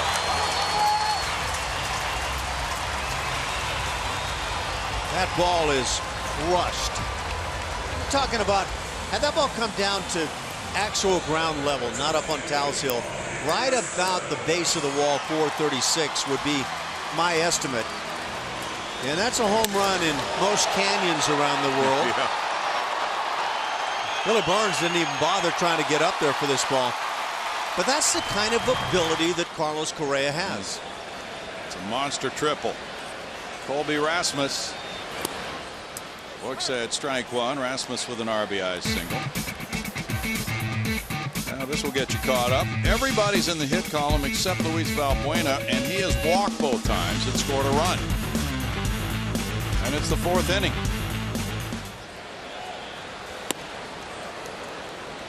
No balls, 2 strikes. Ronnie, we've gotten some intriguing comments about the question about how many runs would you have to score to have one player make all 3 outs in an inning. And to our best understanding, nobody's ever done that. But we've seen both 12 and 13 as answers to that question. I don't know which one is right. Okay. We thank the mathematical wizards for letting us know. Join the Astros at Minute Maid Park tomorrow as they take on the A's. 10,000 fans will receive a Colby Rasmus 2015 postseason celebration bobblehead. That's presented by HEB. For more information, visit Astros.com or call 1-877-9-ASTROS. Bobblehead looks something like that, but with a shirt on. With a shirt on it. It's dressed up. You can take it anywhere. Infield in. Then Gaddis looks at ball 1. Somebody also said, Brownie, that Ted Williams is the only man to have ever made all 3 outs in an inning. That's interesting. Of all people? Yeah, that's crazy. I'd have to question that long and hard. But no, wait, let me try that again. Okay. Ted Williams is the only player to have 3 plate appearances in an inning. Okay. Without a hit. That's a nice plate appearance for an Evan Gaddis 2-run shot to make it 9-0. Gaddis with his 7th home run now has driven in 3 to give him 19. And when he catches, exciting things happen in the batter's box when he's there. Love to see it. We said a lot of times early on in the season when Evan was not playing, he was injured, that he led the club in home runs and RBIs last year. He's making a surge in that direction. Well, he got one that you're supposed to hit, and he hit it.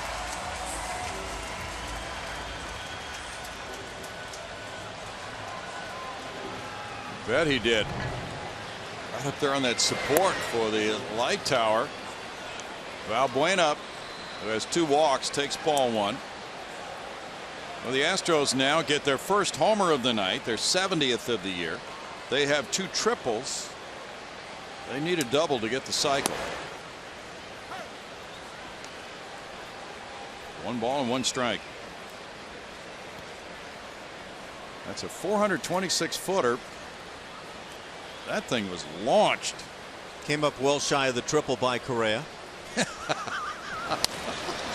point. Let's check that measurement. Alonso with a 3 unassisted play, 2 outs. There is no justice in this game. Well, Richard Justice is here tonight. Well, that's true. I did see him. Other than that, though, yeah, that's so that one didn't measure up to the triple. Okay. Don't let anybody get a hold of that. They might call it a double. Tyler White's the batter. He singled in a run. He's 1 for 2. 9-0 Astros in the 4th. And ball 1 from Triggs. The Astros have had almost nothing but close games lately. Of their last 19 games, 14 have been decided by 1 or 2 runs.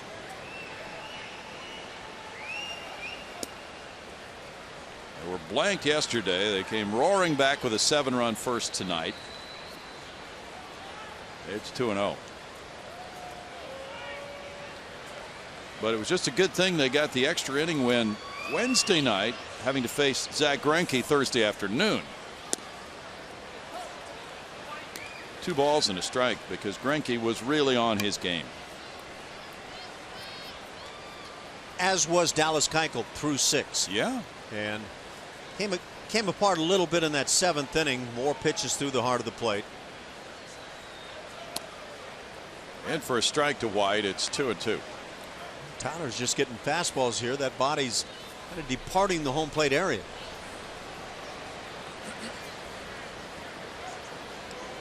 Tomorrow a 3:10 start, and Sunday it's 1:10. And the Astros go on a lengthy 3-city road trip. Texas, Tampa Bay, St. Louis.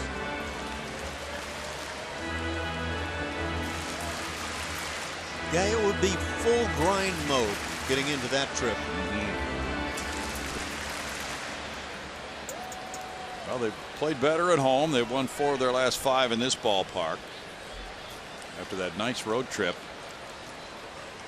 It's been a good stretch. 3-2. Unfortunately, with that start of 11 games under 500 at one point you talked about, that does not leave any real room for a bad 2 weeks, we'll say.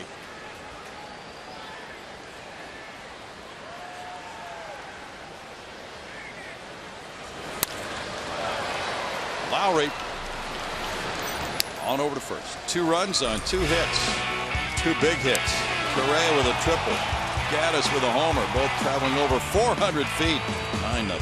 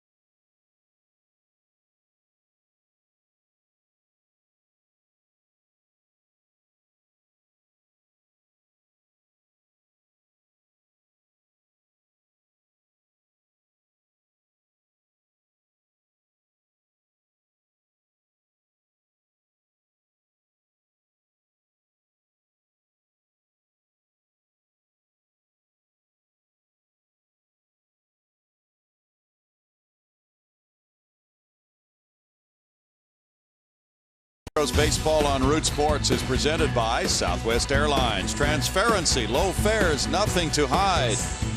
And by Academy Sports and Outdoors, donating $100 for each Astros home run and $200 for each Correa home run to Houston Children's Charity. 9-0 Astros. And we thank all of you who have been communicating with us via Twitter to help us understand how an inning can go. Oh, there is no understanding of that. Well, we talk about somebody making 3 outs in the same inning. How many runs would have to have scored. So we're getting the count of 13, as you mentioned. Look, you'd have to bring at least 19 men to the plate, meaning one guy comes up 3 times, right? Right. 3 outs and 3 men left on base is 6 guys you would subtract from the 19. and that would seem to leave 13 runs, okay, right? it makes sense. So that's the answer. Have to be a 13-run inning for one guy to make 3 outs. And that would have to be the leadoff man doing it. 2-2.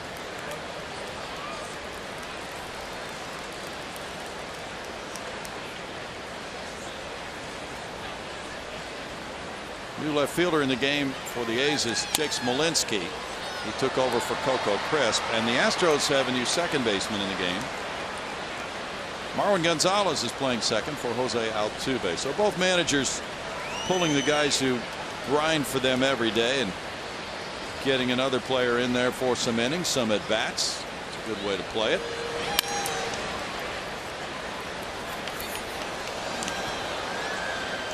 And you talked about that grind in the month of June for the Astros, and it's important for the guys who don't get to play a whole lot, even if it's only 5 innings. They might get 2 at bats. They get that occasional opportunity when they do not start to get into a game and rest the guys whose legs are going to be feeling it by the end of the year. You know what? A rest like this for Altuve, for example, to me can be maybe even better than one of those nights where you don't start, but you're antsy all night long, wondering when you're going to get in the ball game. Altuve can fully rest at this point the rest of the evening. Yeah. Semien takes a walk. That's the first of the night for Pfister. And Coghlan will come up. Coghlan struck out in the second inning. Pfister checking with Tyler White there at first. Pfister shooting for win number 5 of the year. He was 3-0 in May with a 2.84 ERA in his 6 starts. 5 wins would tie Colin McHugh for the staff lead if he gets it. Fly ball to left field for Rasmus. Colby takes care of out number 1.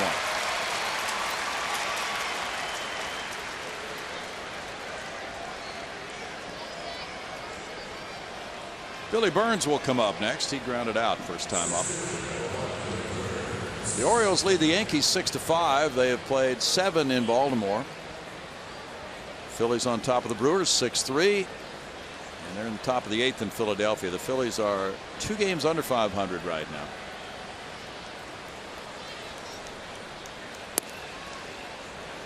Burns takes, and there's ball 1. The Angels are at Pittsburgh leading the Pirates 9-2. They're in the bottom of the 7th inning. The Angels 24-29. Just slightly behind the Astros. There's a tap to second base. Marwin Gonzalez with a flip to first. He gets out number 2 with Semien advancing on the out.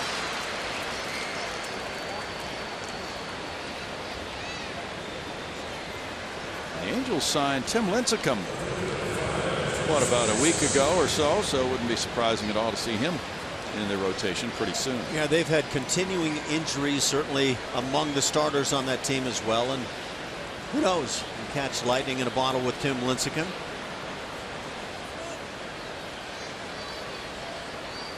Jake Smolinski is batting for the first time. He took over in left field for Coco Crisp, who was 0 for 2. Smolinski, a former Texas Ranger, taking ball 1. Jake at .231 has 6 hits and 26 at bats. He has 1 homer, 6 runs batted in for Oakland. It's 2-0. Blue Jays lead the Red Sox 5-2. They're in the bottom of the 8th inning. Have to check on that hitting streak.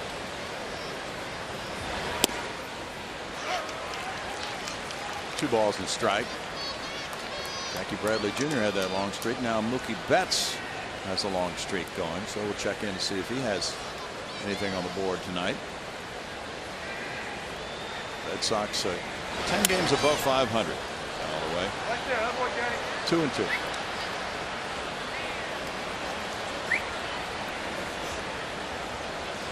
We were asked if Andy Pettitte is going to make an appearance in the booth. At this point, it is not planned, unfortunately, but well, we wanted to get him on, but we don't have enough room in the booth. Oh, is he bringing awards with him or what? No. It's cramped up here. 3 balls and 2 strikes. But he's always welcome. Yeah, that's a fact. Anytime Andy Pettitte wants on, he's on.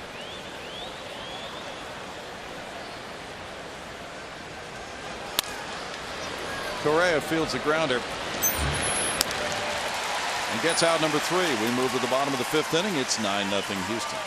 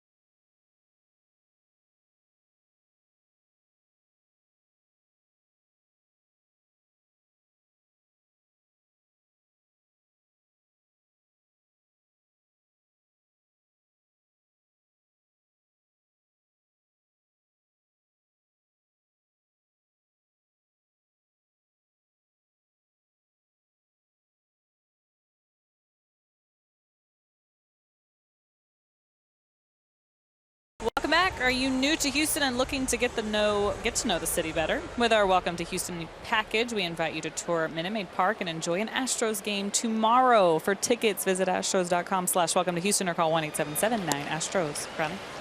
Thanks, Julia. Tony Kemp is the batter. It's 9-0 Houston. That's ball 1. Kemp had the 2-run triple in the 1st inning. We had a question on Twitter. Didn't Springer have a double? No, Springer's had 2 singles in this game. Well, I gave him a double a couple of times, so if that's not official. Well, if you gave him a double, then he has an Ashby double. That's as far as it goes. I apologize. It looked like a double to me. Well, he's deserving. He just went 90 feet instead of 180. Somebody will get a double in this game, don't you think? It's going to happen at some point. 2 balls and a strike. 10 hits for the Astros, including a homer, 2 triples, and 7 singles in the game, as well as 3 walks. Tony Kemp fouls it away, 2-2, and Mookie Betts has had a hit tonight for the Red Sox. Robin Santley wants to know, why was Altuve pulled? I was outside and missed any announcement. Well, he was pulled, we think, because it's a one-sided game. And why press your luck? Give him a few innings off, rest his legs. Give Marwin some advance. We're guessing, and he looks to be fine on the bench there. So if he were not on the bench, then you might have a situation of Jose in the training room, which we wouldn't know about. We'd be guessing. But we do that all the time. Well, I guess you cleared that up. Not really.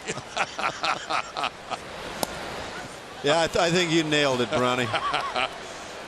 That's strikeout number 4. Let's take a look at Inside the Box score, brought to you by Jack in the Box. Most hits through 723 career games, active players. Yeah, Ichiro was pretty good at that. Albert Pujols, Jose Altuve, close on that list. Alex Rodriguez, Ryan Braun. How about that for a list of pretty good names? All those guys still active, by the way. Select company for Jose.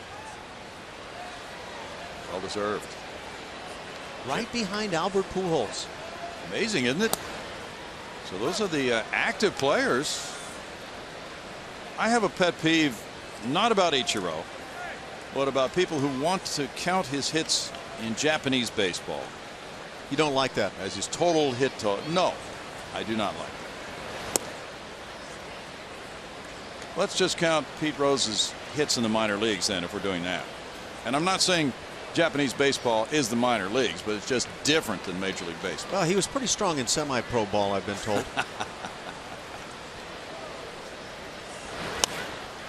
Tapped off the glove of Triggs out to second base. Lowry barehanding, safe. Marisnick gets his second hit of the night. Get him whenever you can get him, and Jake Marisnick is trying to get off that interstate. Let's see where this leaves him. He's going to be a little bit shy, but keep a little gas in the tank, keep the pedal down, and Jake's been playing better and better baseball, and that means a lot to the club. And he gives the manager a number 9 hitter who can run when he gets on. He did steal a base in the first inning. George Springer with 2 hits tonight.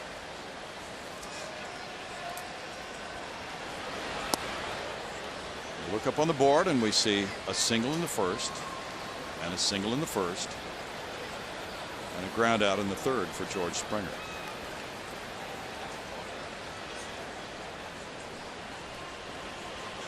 Pretty nice to have 2 hits in 1 inning.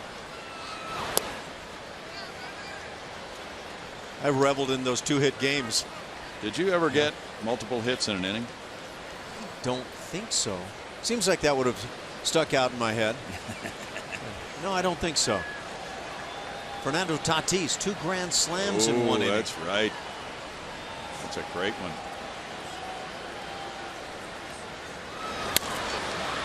That one's out of place. So somebody, I think, sent you a note on Twitter, or both of us, that it's been done in the minor leagues that one batter made 3 outs in 1 inning. That's the story we've been told. All right. So with no verification, we throw that out there. Mark Zepchinski warming up for Oakland. I believe I heard you say Xander Bogaerts had picked up a hit. Somebody's feeling like they heard Mookie Betts. Yeah, I said Mookie Betts. Oh, did you? Is okay. it Bogaerts has the hitting streak going? It's Xander Bogaerts with the hitting streak. Let's check Bogaerts. Bogaerts does not have a hit.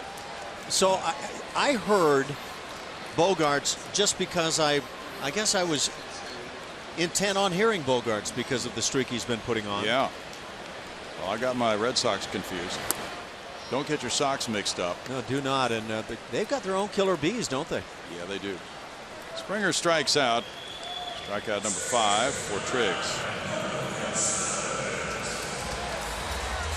Actually, yes, that is number 5 for Triggs. Now Marwin Gonzalez is the batter.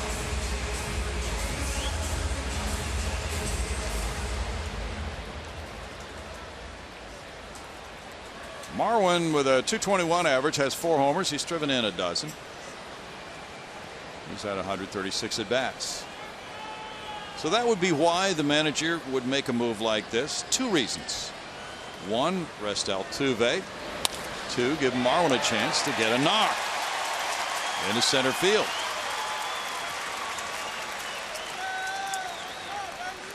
You know, that's another question as we see this swing. Marwin didn't exactly have a big turn at the bag right there, but you know, there's a guy that can be so valuable over the course of the season, all the positions he can play and swing the bat from both sides with some pop. That's 12 hits for the Astros. You know the book we talk about, playing the game by the book. Of course. Well, there's a lot that goes into when does a manager turn off the spigot in terms of not piling it on in a one-sided game and playing for more runs. Don't bunt, you know, with a 9-0 lead in the 5th inning, right? I don't know that that would be the case. Not at Coors Field, it wouldn't. Is right? that specifically written? You know, No. I talked to Buddy Bell, was a manager for the Rockies for at least a couple of years, and he talked about how tough it was to manage there because these alleged unwritten rules become really blurry in Denver. Correa rocks one to center field. Here's Marisnick coming to the plate to make it 10-0. And Correa now is 2 for 4 in this game. That's his 29th run batted in. That is only fitting for a guy who struck out twice in the 1st inning. Yeah. That's a way to turn your night around. It's forgotten. This really kind of took one that was working in and fought it towards center field, put the barrel on it. You know, there's something to be said about nights like this. Get some guys hot, and Carlos Correa is one of the guys you want hot on a steady basis for this club. Well, he's come back to have a triple and a single, and we'll be right back.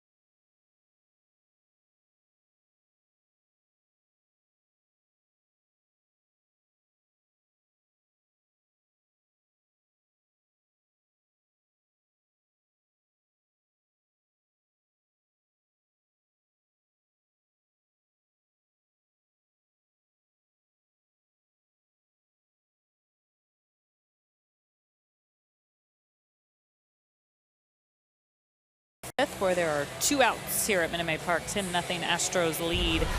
It's time to announce the winner of our Chevy Stroh poll. Thank you to all who voted this evening. We asked you who was your favorite Astros trio since 2000. Wow. With 73% of the vote, it's Biggio, Bagwell, and Berkman. I think Berkman was up here lobbying for votes, wasn't he? Yeah, he got a bunch. I have a question for you, Julia, but first of all, we have a new pitcher in the game, Mark Zepchinski, and he'll be facing Colby Rasmus with runners at first and second and 2 outs.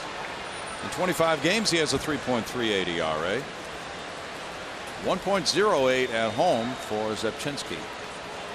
Last outing May 31st against Minnesota. And we were talking about one-sided games in baseball and the book dictating about managers and how they can pour it on, how they can not pour it on. And Ash brought up some Buddy Bell comments from managing at Coors Field. I think the book should be thrown out as far as managing in places like Coors Field. But one way to avoid problems for a manager with a 10-0 lead in the 5th inning is to just start substituting. And if the other manager takes umbrage at pouring it on, well, you've got new players in the game, right? They want to get hits. Now, stealing bases is a totally different story. I'm not sure why unwritten rules ever came around. I'm not sure why we have to protect the image of the other ball club. But, yeah, you don't run. You don't try to steal bags. Line shot to right by Rasmus. Here's Marlin coming to the plate. Throw in towards second base, and it's 11-0. On the single by Rasmus, his second hit of the night, second run batted in, 33 runs batted in this season. For the guys with the Colby Jack hats. Colby Jack up some numbers tonight. You're playing in this one for the Astros. Very nice to see.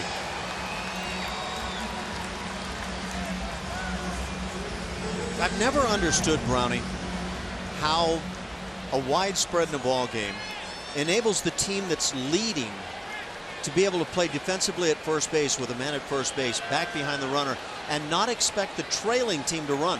Right. But there are a lot of people who believe that's one of the unwritten rules. Yeah, they do. Foul by Gaddis. Strike to Evan. He's had 3 productive at bats, an RBI on a ground ball, a single, and a 2-run homer.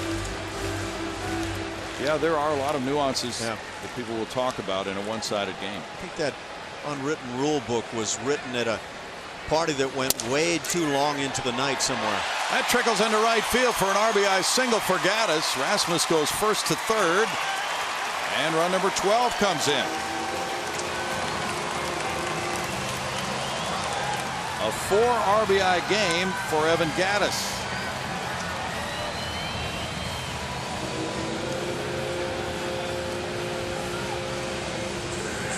Now look, the Astros have done nothing to annoy anybody right here unless you get annoyed by good hitting.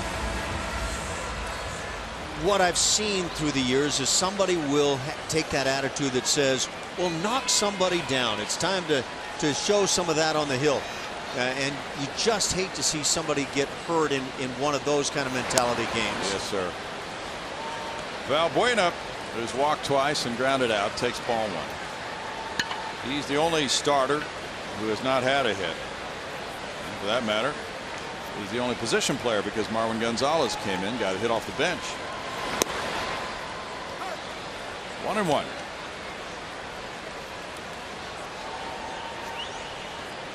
Quite a night for the Astros with a 7-run first, 2 in the 4th, 3 more here in the 5th so far. 12 runs on 15 hits.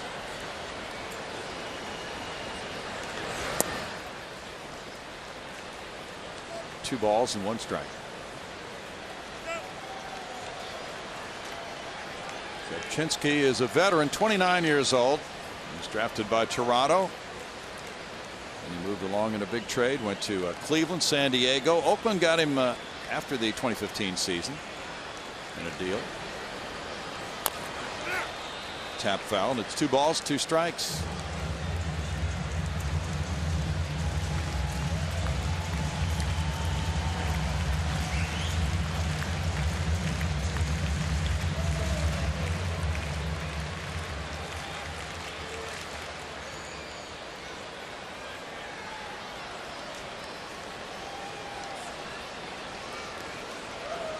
Zabchinski takes a little walk behind the mound.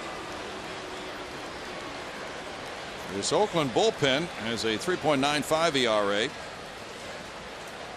has been generally solid this season. Strike 3 call on Valbuena, and the Astros send 8 more to the plate in the 5th inning. They lead it 12-0.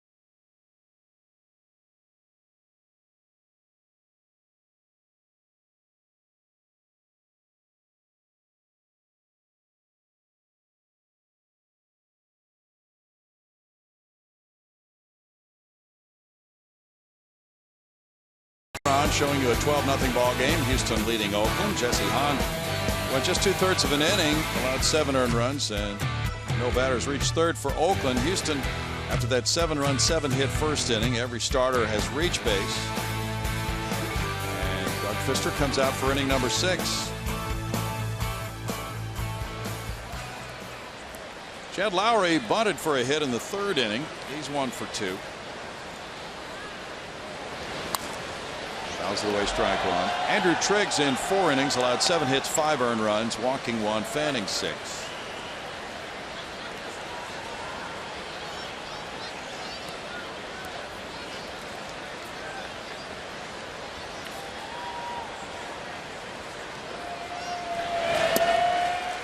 In for a strike for Pfister.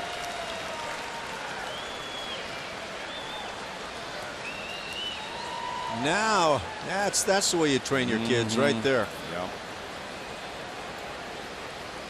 Young Evan Gattis in the making. I'm going to go for that face mask that extends from the nose a little bit more than that. Okay. Do you like the hockey goalie face mask? Never got a chance to use it. I feel like I would, but I'm not sure that it actually protected as much as I felt like the old ones did. Evan Gattis apparently feels like it's fine. Protects around the back of the head, though. 1 and 2. That's very important. Well, the other part of that wearing that hockey face mask for a catcher is you get credit for kick saves. Yeah, but there's that pesky goal per game allowed stat. That's true. Liner out to right field. Springer's out in right center field. He had him play perfectly. 1 out. It's a broadcaster's nightmare. Ball hit to the gap. No, maybe not in right center. Yeah, he's been over there on several hitters tonight, Ash. Yeah, that was certainly well played. I wonder if that'll help George's range factor. No. Fernando Rodriguez is warming up for Oakland. Stephen Vogt double to right in the first inning, fly to right in the third. On a game like this, Pfister obviously would like to stick around for a while and give that bullpen as much of a rest as he can. There's ball 1. Closing in on 100 pitches for Doug. It's 2-0. Yeah, and that's going to be key no matter what. You can say all you want that we'd love to have you protect the bullpen a little bit more, but pitch count's going to win out.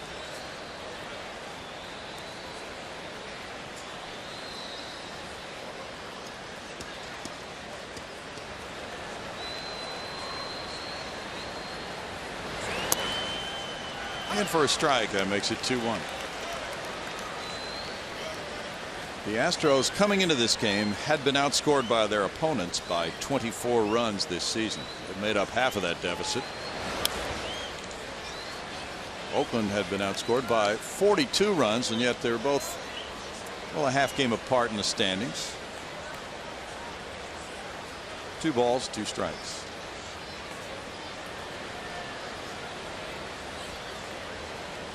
You good for the mercy rule, Brownie?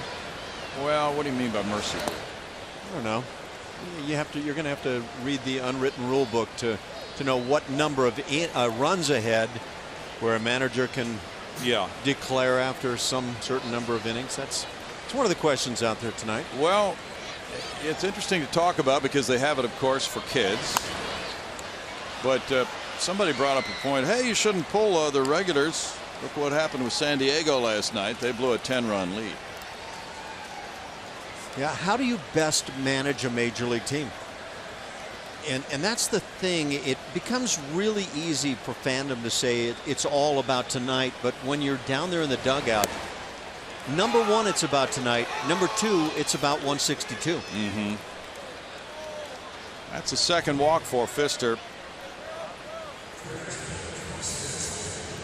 Floating up there just outside of the zone at the 5-7 grill. There are a few good things going on in there. We know that. Excellent food for one thing. And a rewriting of the unwritten rules book, maybe. Valencia struck out looking, and he was hit by a pitch. There's strike 1 to Valencia. He really makes a difference in this Oakland club. Very intense, as you can tell, in a 12-0 game on that ball and strike call. But the way he hit last year, and he's come back to bring that kind of a bat to their lineup this year, does make a difference. Fly ball to center for Marisnik. It's time for greater coverage of baseball, brought to you by T-Mobile. News and notes around the major leagues. David Wright is going to be out now for the Mets. That hurts. Madison Bumgarner keeps swinging the long ball bat. Mookie Betts has been red hot and hitting a lot of home runs. Giancarlo Stanton 0 for 17 with runners in scoring position and 2 outs. You kidding me? I think he still is the odds-on bet to hit the longest home runs. Yeah. But Barry Bonds has been working with him. I'm not sure Barry wanted you to say that. Strike to Chris Davis. Davis is 0 for 2. Well, Barry beat him in a home run hitting contest in spring training, right? That's that was the story that came out in the spring. I'm not sure Giancarlo's press agent brought that out.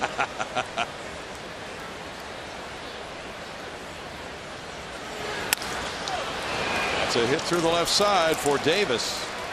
Runners at first and second, 2 outs now. Hit number 4 for Oakland. Mike Aldretti's the first base coach.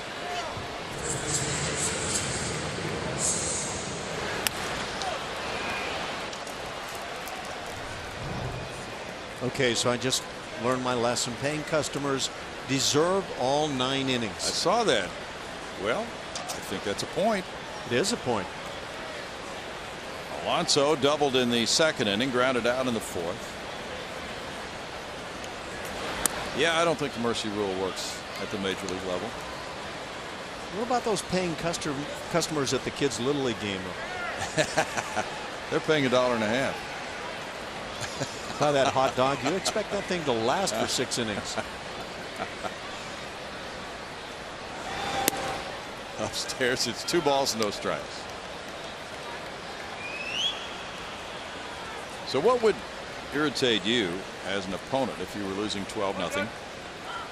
If the other team did something that you would feel is rubbing it in? It's funny you asked that. I guess we all buy in, all those of us who have played the game. We buy into the unwritten rules. You're informed that you don't run when you're ahead by, and then that's where it really varies, because somebody will say after 6 innings by 5 runs, and somebody will say after 7 innings by 9 runs. And it's quite a variance there, but the running game is where you really question things. You can't tell guys not to go to home plate and swing the bat as best they can. Right. So if they are hitting rockets all over the ballpark, tough luck. Bouncer first. White might have taken that one off his right hip, but he made a good play on it for out number 3. No runs, a hit, 2-man left. The Astros lead it 12-0.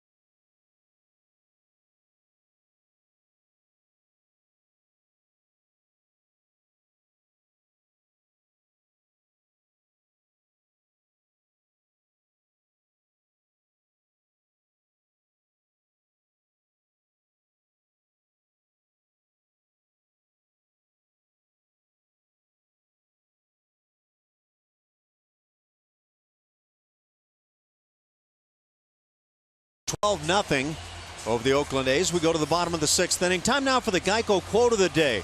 Every hitter likes fastballs, just like everybody likes ice cream. But you don't like it when someone's stuffing it into you by the gallon. That's what it feels like when Nolan Ryan throws balls by you, and that was stated by the straw, Reggie Jackson. Nolan and Ruth here tonight. And they've seen the Astros Score 7 in the first. Add on 2 more in the fourth. 3 in the fifth. Doug Fister with 6 shutout innings. It's a very good night for Astros baseball. Now former Astro Fernando Rodriguez comes in. Fernando in 21 games 1-0 with a 2.28 ERA, a low whip of 1.01. He is having an excellent year. And that stranded 10 of 11 inherited runners stat really stands out nice for a guy in the bullpen. That carries a lot of weight. Right-hand hitters just getting abused. Fernando is a native of El Paso. Went to El Paso Community College. Faces Tyler White. He's 1 for 3, an RBI single. Towering pop on the infield. Here's Vogt coming out and the first baseman moving in. Alonso takes care of it. 1 pitch, 1 out for Rodriguez. Julia. Make memories at an Astros ballgame with our family-friendly activities at every Sunday home game presented by Kroger. The next Sunday home game of the season is the Sunday when the Astros take on the A's. For more info, visit astros.com/Sundays or call 1-877-9-ASTROS. Ronnie. Julia, we were going to have a conversation earlier and we got interrupted by a baseball game. Oh, I hate it when that happens. So what's your feeling about teams pouring it on when they have a big lead? What's my feeling? Oh, you're going to drag me into this. Yeah, I'm going to drag you into it. You know, earlier you were talking about how that really doesn't count at places like Coors Field. I was thinking about Chase Field. Oh, yeah. And I overheard AJ said it's a race to 10 at that ballpark. Yeah. And it's absolutely true. I mean, just the way those ballparks play. I mean, you know, all these fresh players in there. Yeah. I think it's a whole new ball game at this point. Yeah. 2-0 to Tony Kemp. Now you've had a chance to be around these guys, and Tony Kemp is a refreshing guy to talk to, isn't he? I had a long conversation with Tony Kemp today, talking about Vanderbilt and him being the leadoff guy there. Really interesting to hear him talk. He's a smart guy and loves to talk the game, and for him to talk about, you know, being that on-base guy comes from Vanderbilt and how that was instilled in him back then, being that leadoff guy, and he's held on to that throughout the year. So it doesn't matter where he hits, he's still going to be that same guy, have that same approach. Their coach is outstanding. I think his name is Tim Corbin. That's right. And he is really one of the top college coaches around. 3-1. A number of top major league players have come, as you know, from Vanderbilt. Tony Kemp, yeah, he is really sharp, and he was talking about pitchers shaking off signs. And he takes ball 4. He really studies the game, and he was saying, well, you know, I talked to Doug Brocail a lot when I was at Corpus Christi. You see Tony Sipp in the Astros bullpen, and tried to get the mindset of the pitcher from him. And Doug really helped me as a hitter. When I see the pitcher shaking off signs, he said the other day, the pitcher shook off twice, and I stepped out of the box because I had to clear my head trying to think along with him and wonder what he might be shaking to. Jake Marisnick is 2 for 3. There's ball 1. So when I asked him, I said, I've heard that pitchers usually, when they shake off a sign, they're not shaking it off to throw a fastball. What do you think? No. No. It varies. You know, just like life, it varies with who happens to be on the hill. And I've seen it go both ways many times. What you're trying to do, and Blummer and I were talking about it the other day, is leave a guy in a certain situation where you believe it's a fastball count, trying to guess when that pitcher out there on the hill shakes his head. Whoa, what did that mean? Because I know he's going to throw me a fastball, and now he shook his head. And yeah, it's a game that varies. There are some guys who are just not fastball pitchers, and Luke Gregerson, throw a slider when they need that out. And now he shakes when he gets that immediate sign. As a hitter, you're going to ask yourself, well, what does this mean? But you, as a catcher, sometimes tell the pitcher to shake off, right? Yes. That's in the dirt. Vogt digs it out for a strikeout on Marisnick. 2 outs. Just so we can make those experts in the stands that say, look, the pitcher doesn't go along with what this catcher says. Give them a field day. They're not on the same page. Well, but he's reading the catcher's book, so I think they are on the same page if the catcher's telling him to shake off. Now George Springer, and his fans are growing every day. He has 2 hits in this game in 4 at-bats.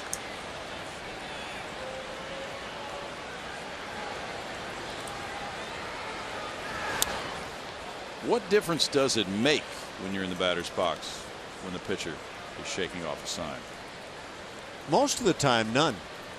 But there are those moments again where you feel like you know what the pitch selection is going to be right here. And then when you get that shake, it'll mess with you. Now, guys that have been around the game have seen this go on where the catcher says, shake me off right here. And they know how to deal with it. Semien throws out Springer. After 6, it's 12-0 Houston.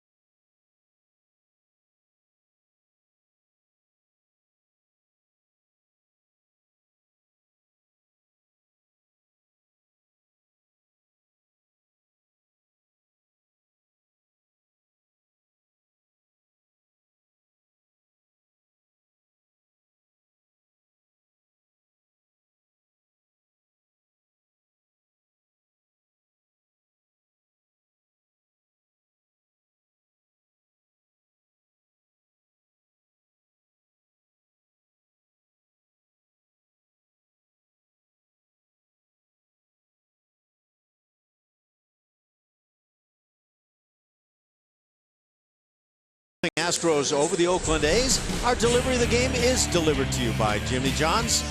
As we look at Doug Fister.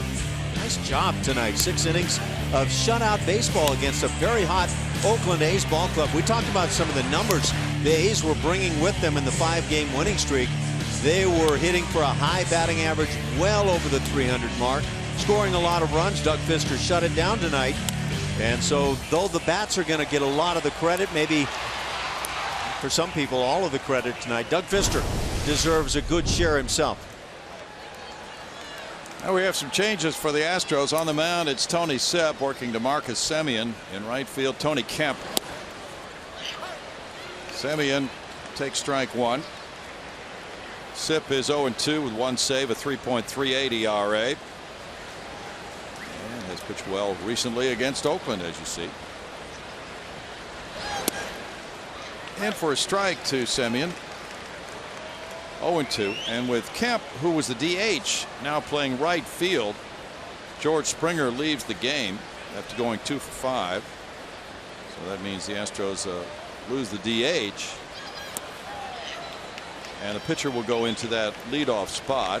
So Tony Sepp, after Springer made the final out, will be in that leadoff spot in the order. John Axford is up in the Oakland bullpen.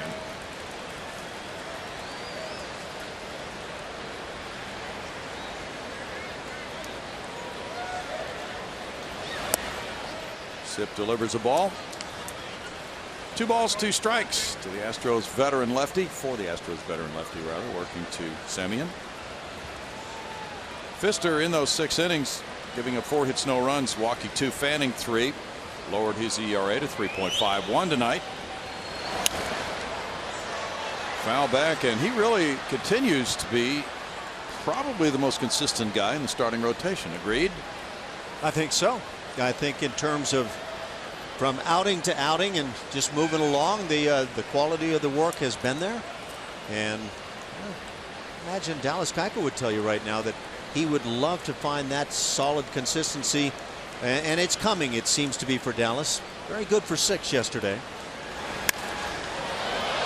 to left field. Rasmus is looking up at the seats, and that's where the ball lands. And now it kicks back down onto the field. A home run by Semien, number 11 of the season. Gets Oakland on the board, trailing 12-1.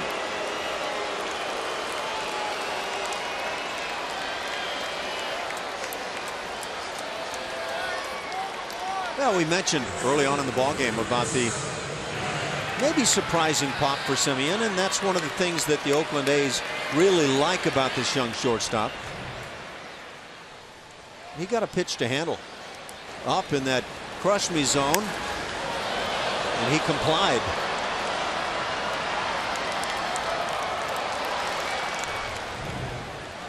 Chris Coghlan is the batter. He's 0 for 2. Strike one to Coghlan.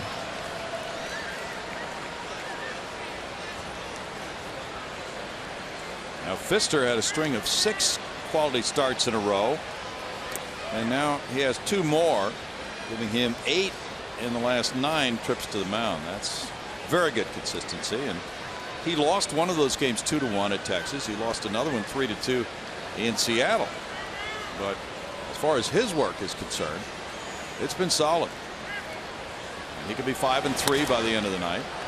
Flared, and here's Valbuena in shallow left, looking out to Colby Rasmus. We go to Julia Morales. Thank you, Brownie. It's time for Name That Astro, and it's brought to you by your local Honda dealer. Here's your clues. Red Rifle, Rooster Cogburn, multi-gold glove winner. Oh. That one's kind of easy. Rooster Cogburn. Well, it doesn't I mean, say. I know Ash knows it already, right? Julia, you know, you are so smug. Yeah. We had so much fun on the road, She Brownie. knows all these. She knows all these. I didn't even know how to Before we do. present these things. I was just doing all the wrong things, and Julia's telling me in front of all the fans. And But That's the way you learn. I guess you have to learn the hard way. But it did not say Red Rooster. It said Red Rifle and Rooster Cogburn. So it did not say Red Rooster, which would have made it easy. I played with the Red Rooster. Yeah. And so, yeah, that would have been easy. But for Julia, all of these are easy. So Oh, yeah. No, you did a great job, Ash. thank you, Julia. We'll give you another shot at it later.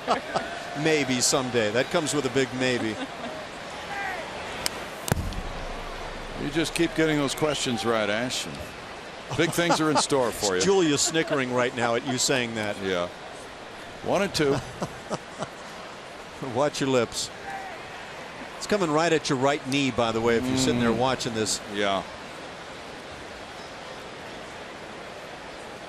It's Robin Barrow on that camera.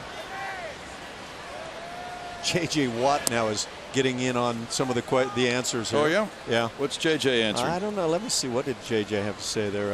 It kind of shot by me. I thought it was the Red Ryder BB gun. Okay. Watt. All right. 3 and 2. Well, of course, the Red Rooster is very well known. Pretty good pitch at the knees. Yes, it was.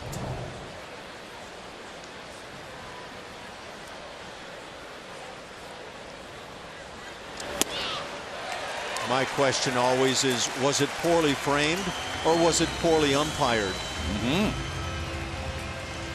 Tony Sipp last pitched in Anaheim on May 29th. So coming in for a little work in a one-sided game, he gave up a homer and then has 2 outs from the next 2 batters, facing Jake Smolinski next. Yeah, now the Red Rooster was something. He was a different player. Hasn't been an Astro like him or anywhere close to him. Diving play, Marwin Gonzalez, 1-hop throw and safe at first. Good effort by Marwin. The throw skipped though under Tyler White's mitt, and Smolinski's on at first. Otherwise, a heck of a play, and Marwin's going to put some hair on it when he makes the throw. That is for certain.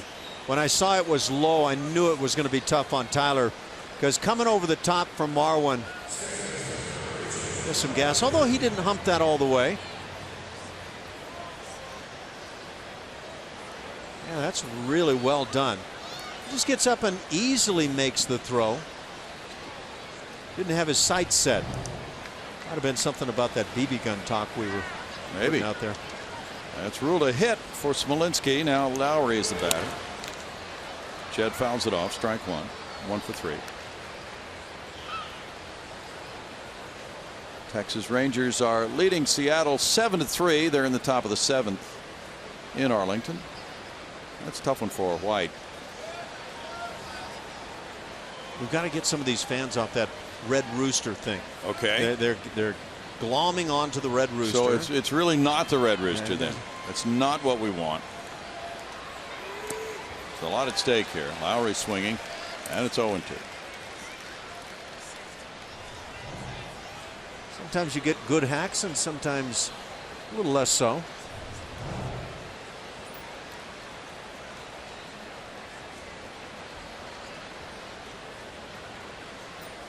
The Red Rooster, though, even though we're not looking for that, he hit some tape measure homers in the dome, Ash.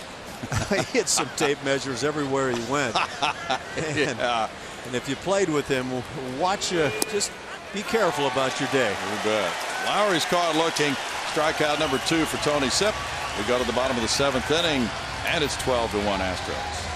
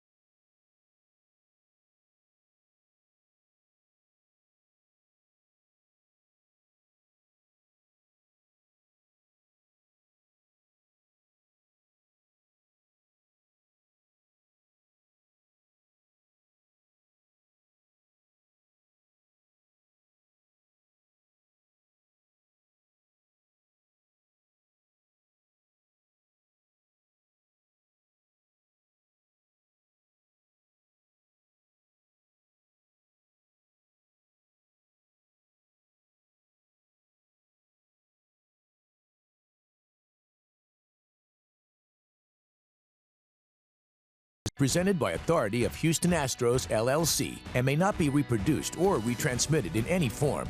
And the accounts and descriptions of this game may not be disseminated without the express written consent of Houston Astros, LLC.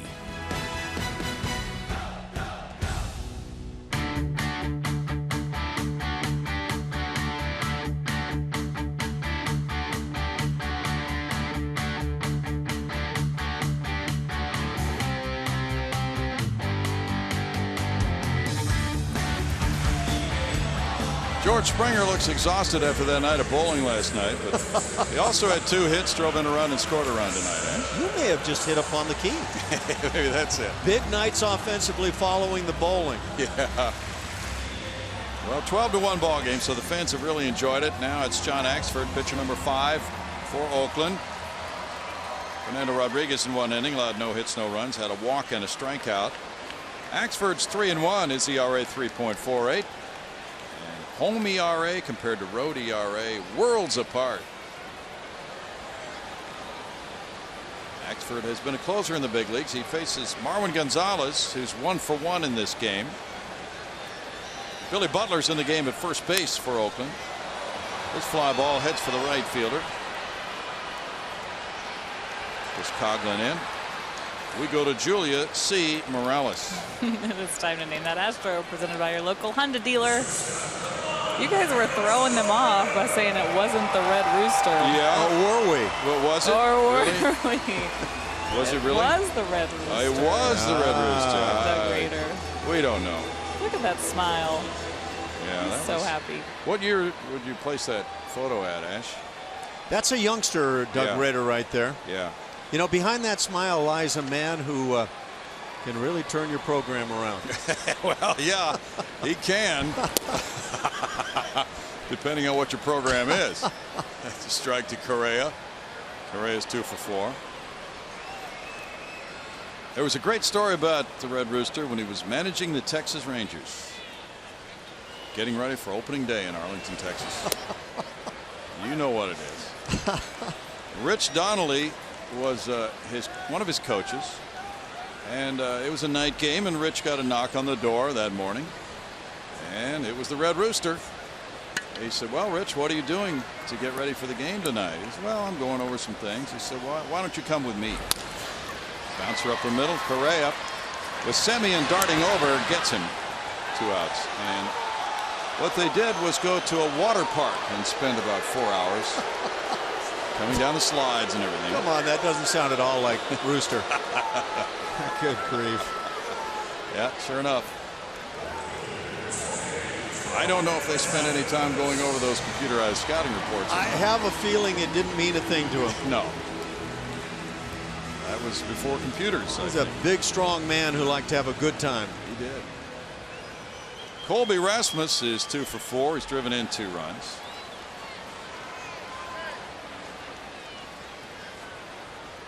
Chris Davinsky in the bullpen for Houston. There's ball 1. And then there were those times in the Astros clubhouse, and you were there, when everything would be calm and placid about 4 o'clock in the afternoon, they said. And the Red Rooster would pull out one of those golf clubs from his locker and drop a Titleist on the floor and take a swing. And we're talking real Titleists in a what, a solid walled confine area. Yeah, it was dive every man for himself at that point. Oh, wow. He could turn the program. 1-1.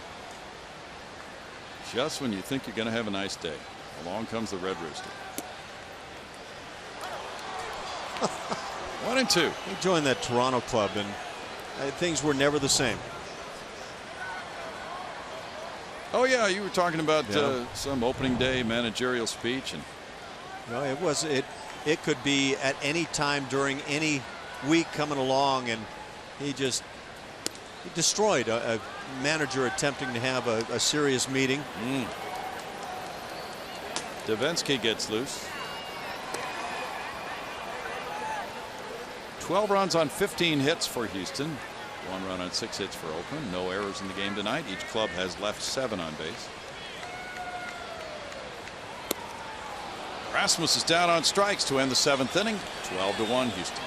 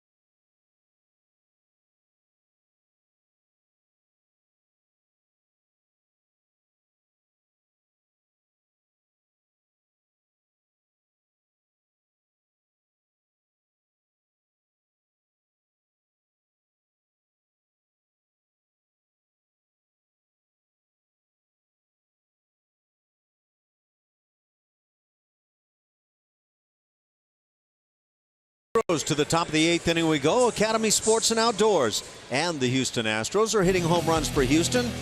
Look at the numbers. That's at home this year. George Springer leading the parade. Jose Altuve had a really early jump on that one. Valbuena, Gonzalez, Evan Gattis getting involved. Evan tonight. But yeah, and they've done a great job providing some funds toward the youngsters. Keep going, guys.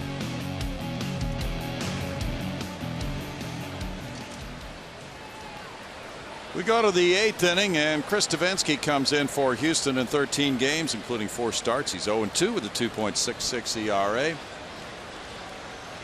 Stephen Vogt leading it off. That's in the air to left center field. Marisnick churning for it, way back. This will kick off the bullpen wall, and it's a double. Second double of the night for Stephen Vogt. He's a good hitter. Not a bad catcher either. It's one of the tough things about pitching in a game like this is there's this tendency, and some of it's part of that unwritten rule thing, that the pitcher's supposed to do nothing but throw strikes with fastballs. Just go ahead and challenge somebody. That used to be the old terminology. And you'd hear it coming out of the dugout yelling at guys. For me, I always felt like I would love to protect my pitcher as much as possible and let him pitch as nearly a normal game as possible and not have him get raked around because everybody knew what was coming. You know, just my thinking. But I had some managers who disagreed, and so therefore you kind of fall in line. Billy Butler's up for the first time, taking ball 1. 238, 1 homer, 12 runs batted in. He's had 80 at-bats. In the game at first base now in this cleanup spot. Valencia started the game at third base, batting 4th.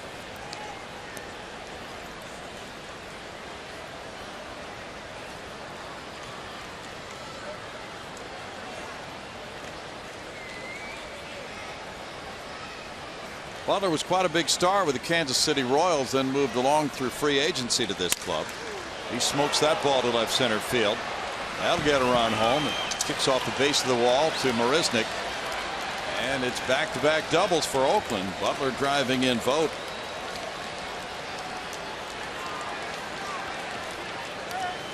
And maybe some of that challenge him theory going on here, and hitters saying, oh really, you're gonna just throw me fastballs? Watch this.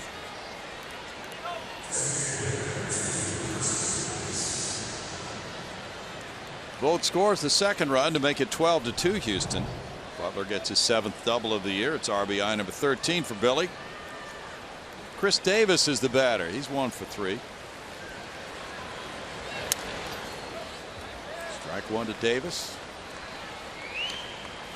Xander Bogaerts did not get a hit tonight. It's over. Yeah, hitting streak ended.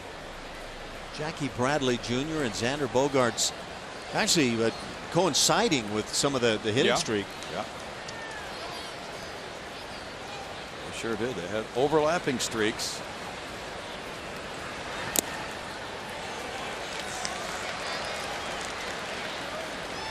No balls, 2 strikes for Chris Devenski.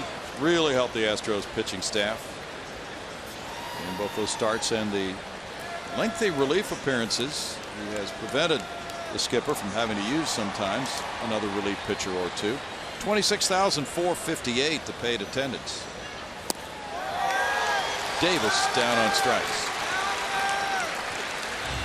Join the Houston Astros and the Baseball Tomorrow Fund this Sunday to help youth baseball and softball programs. Donate new or used equipment right here at Minute Maid Park. And some youngsters who are deprived playing baseball. Alonso is 1 for 3 in this game. He takes strike 1. Well, we thank all of those who correctly answered our question. The Red Rooster, Doug Rader.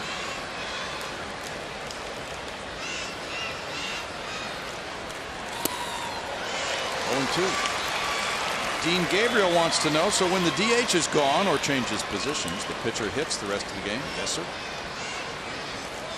That is correct, Dean. Doesn't happen too often.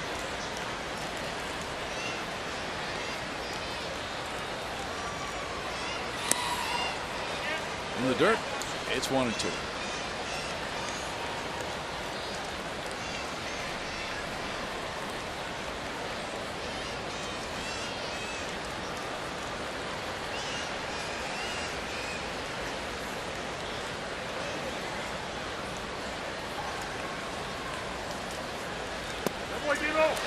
And a strikeout for Devo.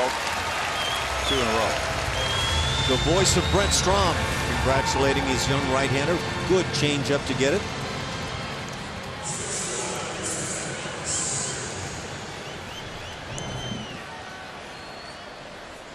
Marcus Semien has a homer and a walk tonight in 3 trips.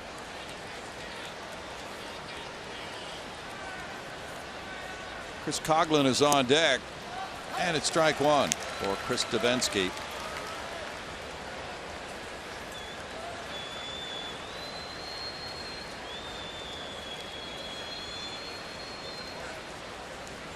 Doug Fister started, went 6 shutout innings tonight.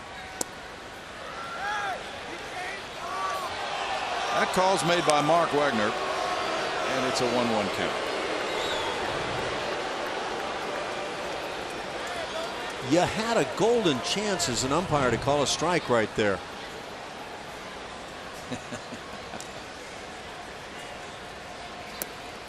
You also had a golden chance to get it right.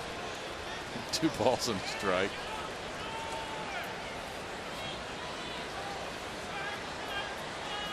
Chris Davinsky went to Cal State Fullerton. He's from Cerritos, California, 25 years old. Fouled away. 2 balls, 2 strikes. Well, some of the minor leaguers are looking pretty good for the Astros, Ash. We were looking at some numbers before this game tonight.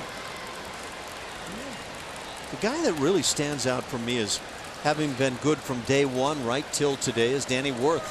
Yeah. A guy that's been in the big leagues, and he's utilized his experience well. Hitting .356 at AAA Fresno. Devo strikes out 3 in a row. 1 run, 2 hits, 1 left. 12-2 Houston.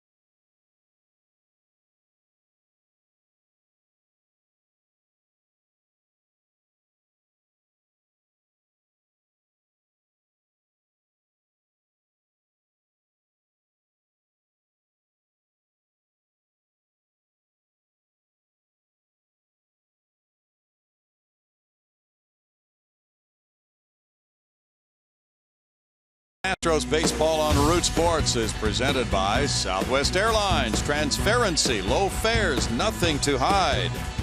And by Toyota, let's go places. Astros went places early with a 7-run first. They lead at 12-2. They're coming up in the 8th inning against a position player who's going to pitch for Oakland. Tyler Ladendorf. It looks like it should be Ladendorf. But recently he's told the Oakland broadcasters that Ladendorf is the way he wants the name pronounced.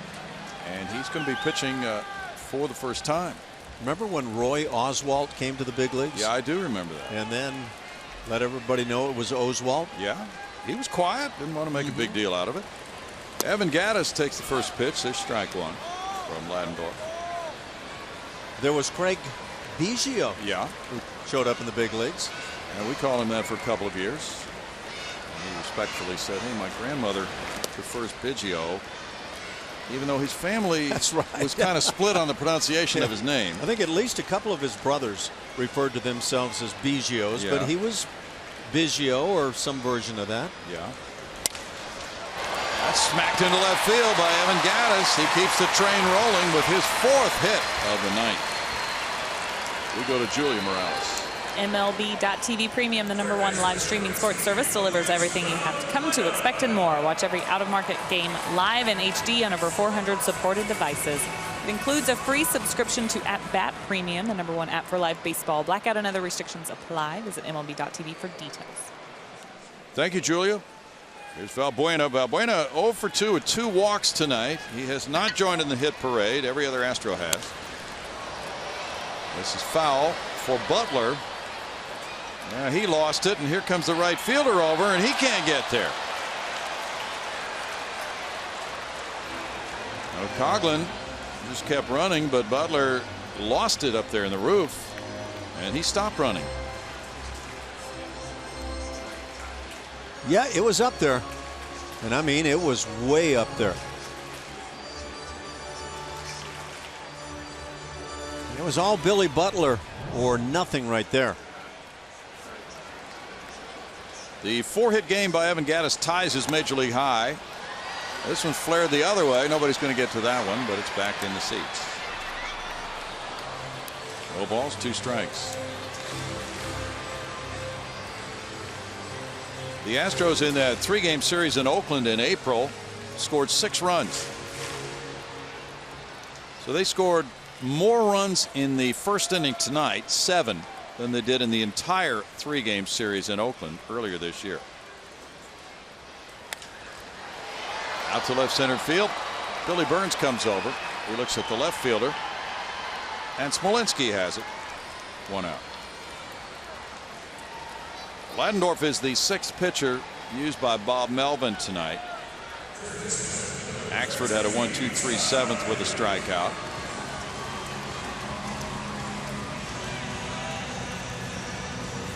Tyler White is 1 for 4, an RBI single.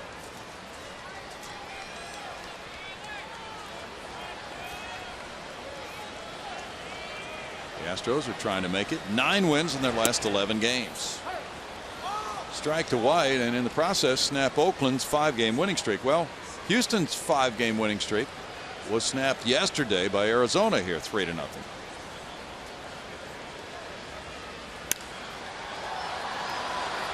Second baseman backpedals. Lowry and catches it in shallow right field. 2 outs.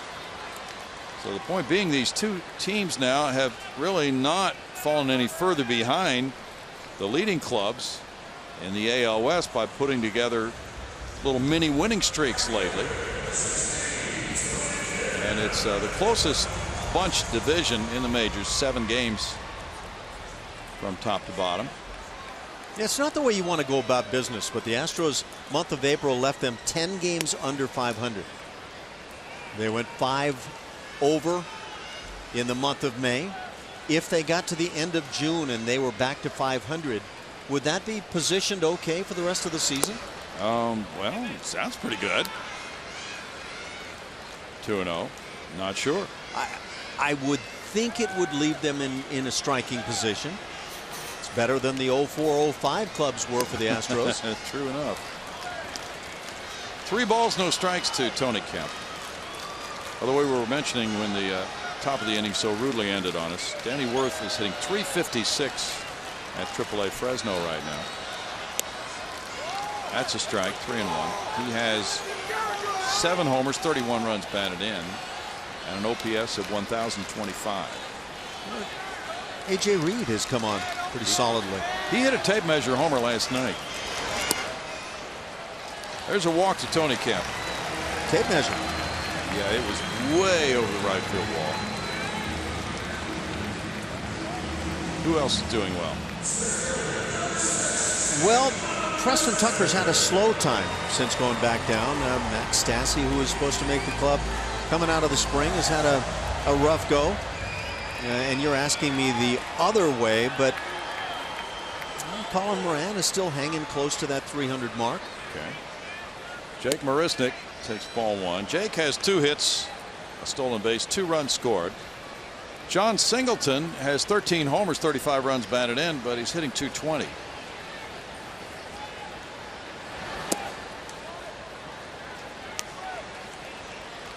Two balls, no strikes. And Carlos Gomez was really impressed by some of the players at Corpus Christi when he was there. He was saying tonight. In the air, and Semien is out for it. To end the 8th inning with no runs, a hit, 2 men stranded. We move to the 9th, 12-2 Astros.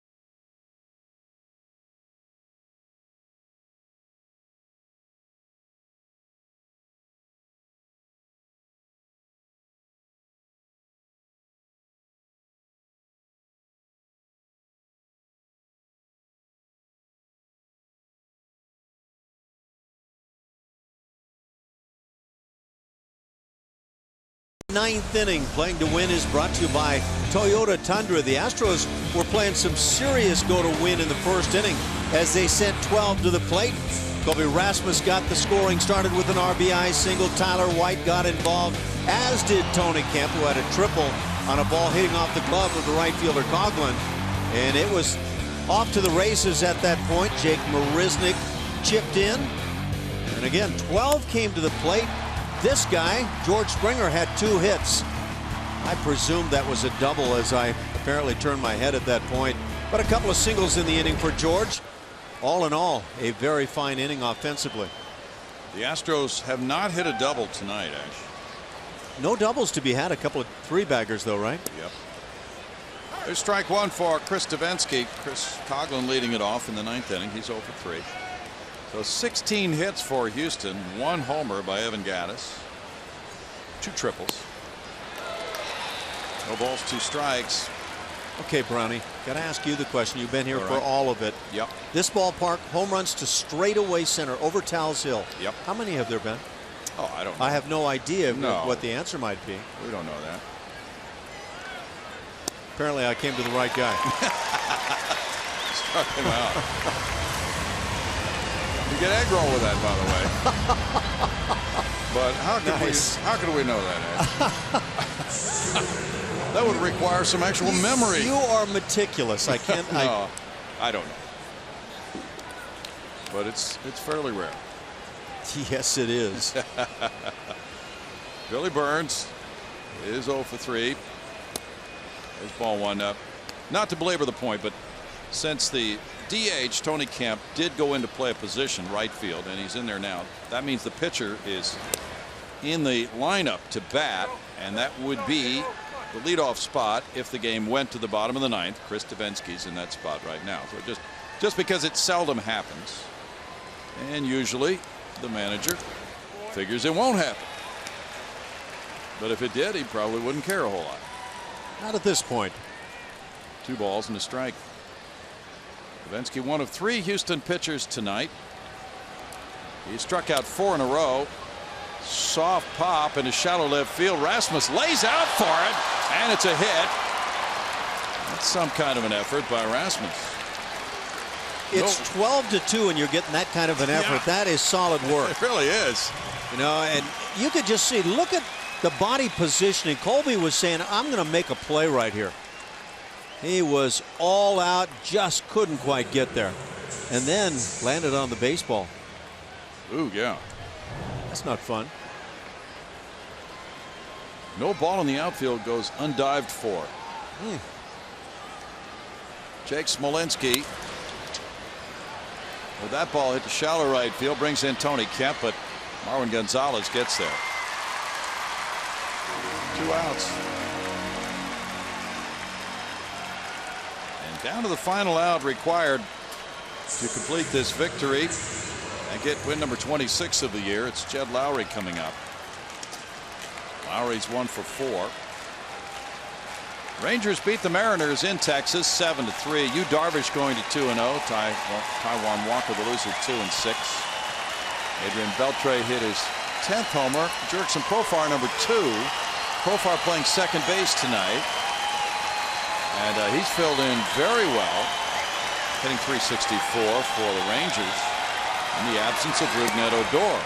Odor is due to come back from his suspension tomorrow. They strike 1 to Lowry. Think he can work his way back into that lineup? Yeah, he's got a pretty good shot. Good player.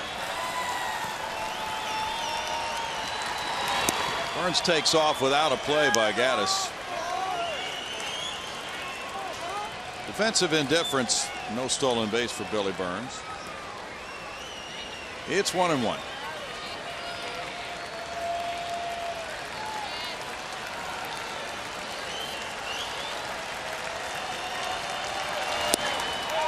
Good fastball by Chris Davinsky, makes it 1 ball, 2 strikes. So the Astros with a 6-13 record against the clubs in the American League West